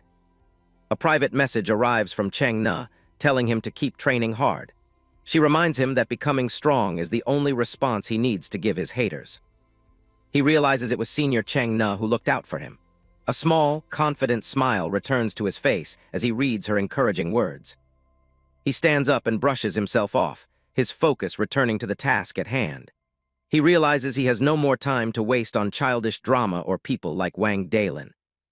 He grips his short sword, the blade catching the dim light of the cave. The only thing that matters now is getting stronger, and he's ready to dive back into the simulation to make it happen. Xiao Lin continues deeper into the blazing lava cave, his footsteps echoing against the dry stone. Orange crystals jut from the walls, casting a flickering light over the jagged path ahead. He stops for a moment, observing the intricate details of the rock formations. He's reminded that these simulations are perfect recreations of the actual new world, meant to prepare students for the harsh reality outside the academy. As he passes the remains of a stone-armored rat, a thought crosses his mind. If the academy has technology this advanced, he wonders why they still insist on high-stakes exams that carry a real penalty of death. The sudden silence of the cave puts him on high alert. Just minutes ago, the tunnels were crawling with monsters, but now there isn't a single sound to be heard. The ceiling suddenly erupts in a violent explosion of fire and stone. Debris rains down as a massive force slams into the ground right in front of him. Xiao Lin barely has time to react as a second pillar of energy blasts through the cavern. He shields his face from the intense heat and the shockwave of the impact. Through the swirling smoke and steam, Xiao Lin looks up with a hardened expression. Sweat beads on his forehead as he tries to make out the source of the devastating attack. His eyes widen in shock as the dust begins to settle. Something far more dangerous than a simple cave monster has just entered the arena. A massive silhouette looms through the thinning smoke, a gargantuan axe resting on its shoulder. Xiao Lin immediately recognizes it as a member of the native races from planet Norma. The creature steps forward, revealing the imposing form of a lava berserker from the troll race. Its skin is a patchwork of dark muscle and glowing red veins, marking it as a black iron rank threat. On planet Norma and within the Academy, every living being is categorized into tiers based on their raw power. It's a rigid system that defines the hierarchy of the entire new world. Most freshmen, including Xiao Lin, fall into the ordinary rank. This level is reserved for those whose total attribute values haven't yet crossed the 100-point threshold. Above them is the black iron rank, where individuals boast attribute totals exceeding 100 points. This rank is considered the absolute minimum requirement for anyone hopping to set foot in the new world. The ladder continues upward through the bronze rank, held by seasoned veterans who have survived countless battles. These warriors are the backbone of the Academy's military strength. Beyond that are the silver rank entities, often taking the form of powerful mythical beasts that can dominate entire regions. The gold rank represents a level of power that begins to transcend mortal limitations. Those who reach this height are often viewed as more than human by those below them. Near the pinnacle is the dark gold rank, a tier occupied by legendary creatures like the great dragons. Their presence alone is enough to change the course of a war. At the very top stands the legendary rank. These are the masters of magic and